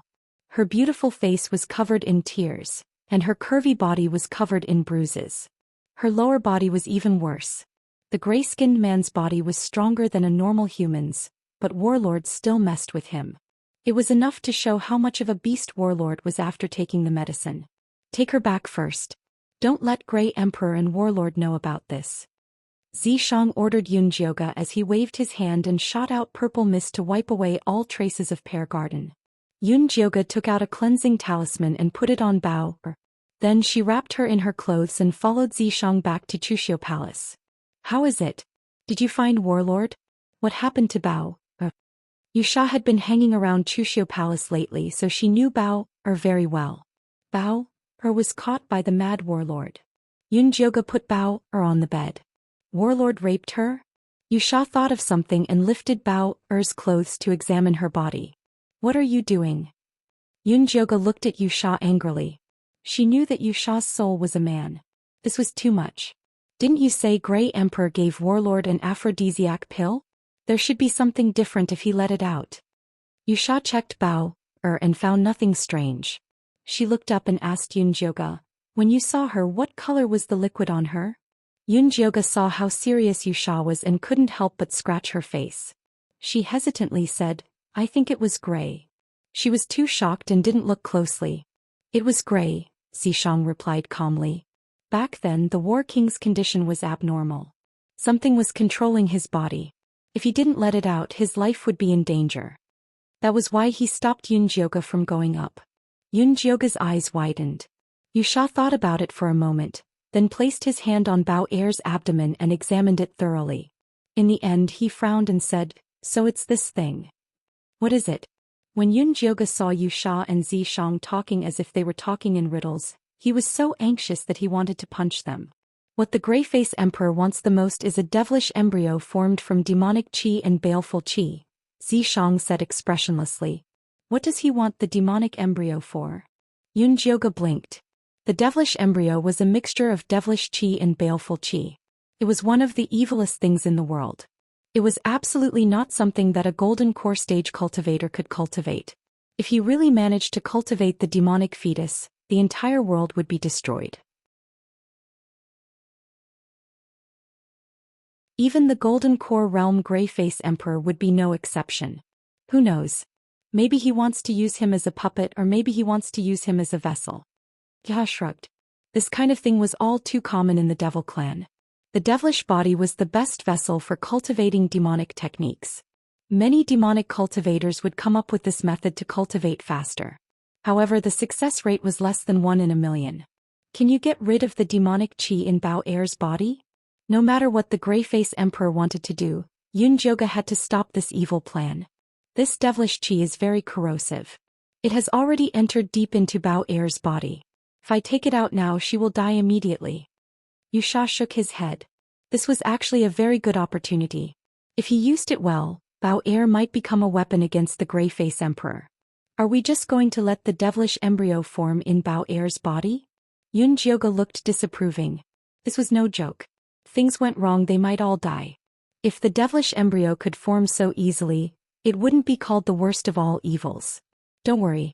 When the time is right, I will personally get rid of the devilish qi in Bao Er's body. I guarantee it won't affect Bao Er's life. However, the most important thing now is to seal Bao Er's memory. We don't want her to give herself away and attract the emperor's attention. Wuxia's cultivation was still sealed, so Zishang was the only one who could do this. Zishang extended his index finger and tapped Bao Er's forehead. A purple light shone on Bao Er's forehead. Her pained expression calmed down and her tightly clenched fists slowly relaxed. Wuxia put Bao Er in the ear chamber that the palace maids used to keep watch at night. She then looked up at Zishang and asked, "How is Warlord? Don't tell me you didn't leave a demon eye to watch him? Do you think I'm you?" Zishang looked at Wuxia with disdain and said, "Warlord is still lying in Pear Garden. I think he will only wake up in the morning." Wake up in the morning. Yunjioge remembered that Warlord was still naked. If the palace maids and eunuchs came out at dawn, they would be seen naked. That's the effect I want. Zishang narrowed his eyes. If he did not embarrass Warlord once, how would he know that he was in a difficult and dangerous situation? Good idea. Yunjioge thought of poor Bao Er. He was happy to see Warlord being tricked. The effects of the invisibility pill are about to wear off. Change back to your original identity. I think the Emperor won't do anything reckless for a while after what Warlord did. Wuxia quickly smeared her skin with dust and changed back into the palace maid's clothes. She then went to the ear chamber to check on Bao Er's condition. Bao Er was leaning against the chair in the ear chamber in a daze. When she heard the commotion outside, she opened her eyes in a daze and looked around her surroundings. She remembered that the Emperor had asked Miss Yun to serve him in bed last night. She was waiting outside the door for the summons when she suddenly heard the palace collapse and the sound of water on fire. Since she was not allowed to go out at night, she did not dare to go out to check. She only walked around the courtyard of Chuxiu Palace to make sure that the door was locked. She couldn't remember what happened after that. "Big sister Bao Er, why are you sleeping here?" Wuxia walked in with an act. When she saw Bao Er's dazed look, she quickly helped her up. "I was worried that you would be frightened and not be able to sleep well at night, so I stayed here to watch over you." Although Bao Er still did not know what happened, she instinctively found an excuse for her actions. Big sister Bao Er is really attentive to the young lady. But it's almost dawn. You should go wash up quickly. Wuxia said considerately. "All right." Bao Er was already half awake. She was back to her usual nimble self. After washing up and changing her clothes at the fastest speed, she returned to the inner hall to prepare breakfast. Then she invited Yunjioge out. While Yunjioge was eating, he said to Bao Er, "Go out and find out what happened last night. Why is it so noisy? Did something happen in Pear Garden?" He emphasized the words Pear Garden. Yunjioge was having breakfast. "This servant will send someone to find out right now." Even if Yunjioge did not mention it, Bao Er would still go find out. This was something that she had to do as the head palace maid of Chuxiu Palace. You're tuning in to the Zhou Xian's Legacy YouTube channel. Don't forget to subscribe and join us on this journey to catch the most captivating stories.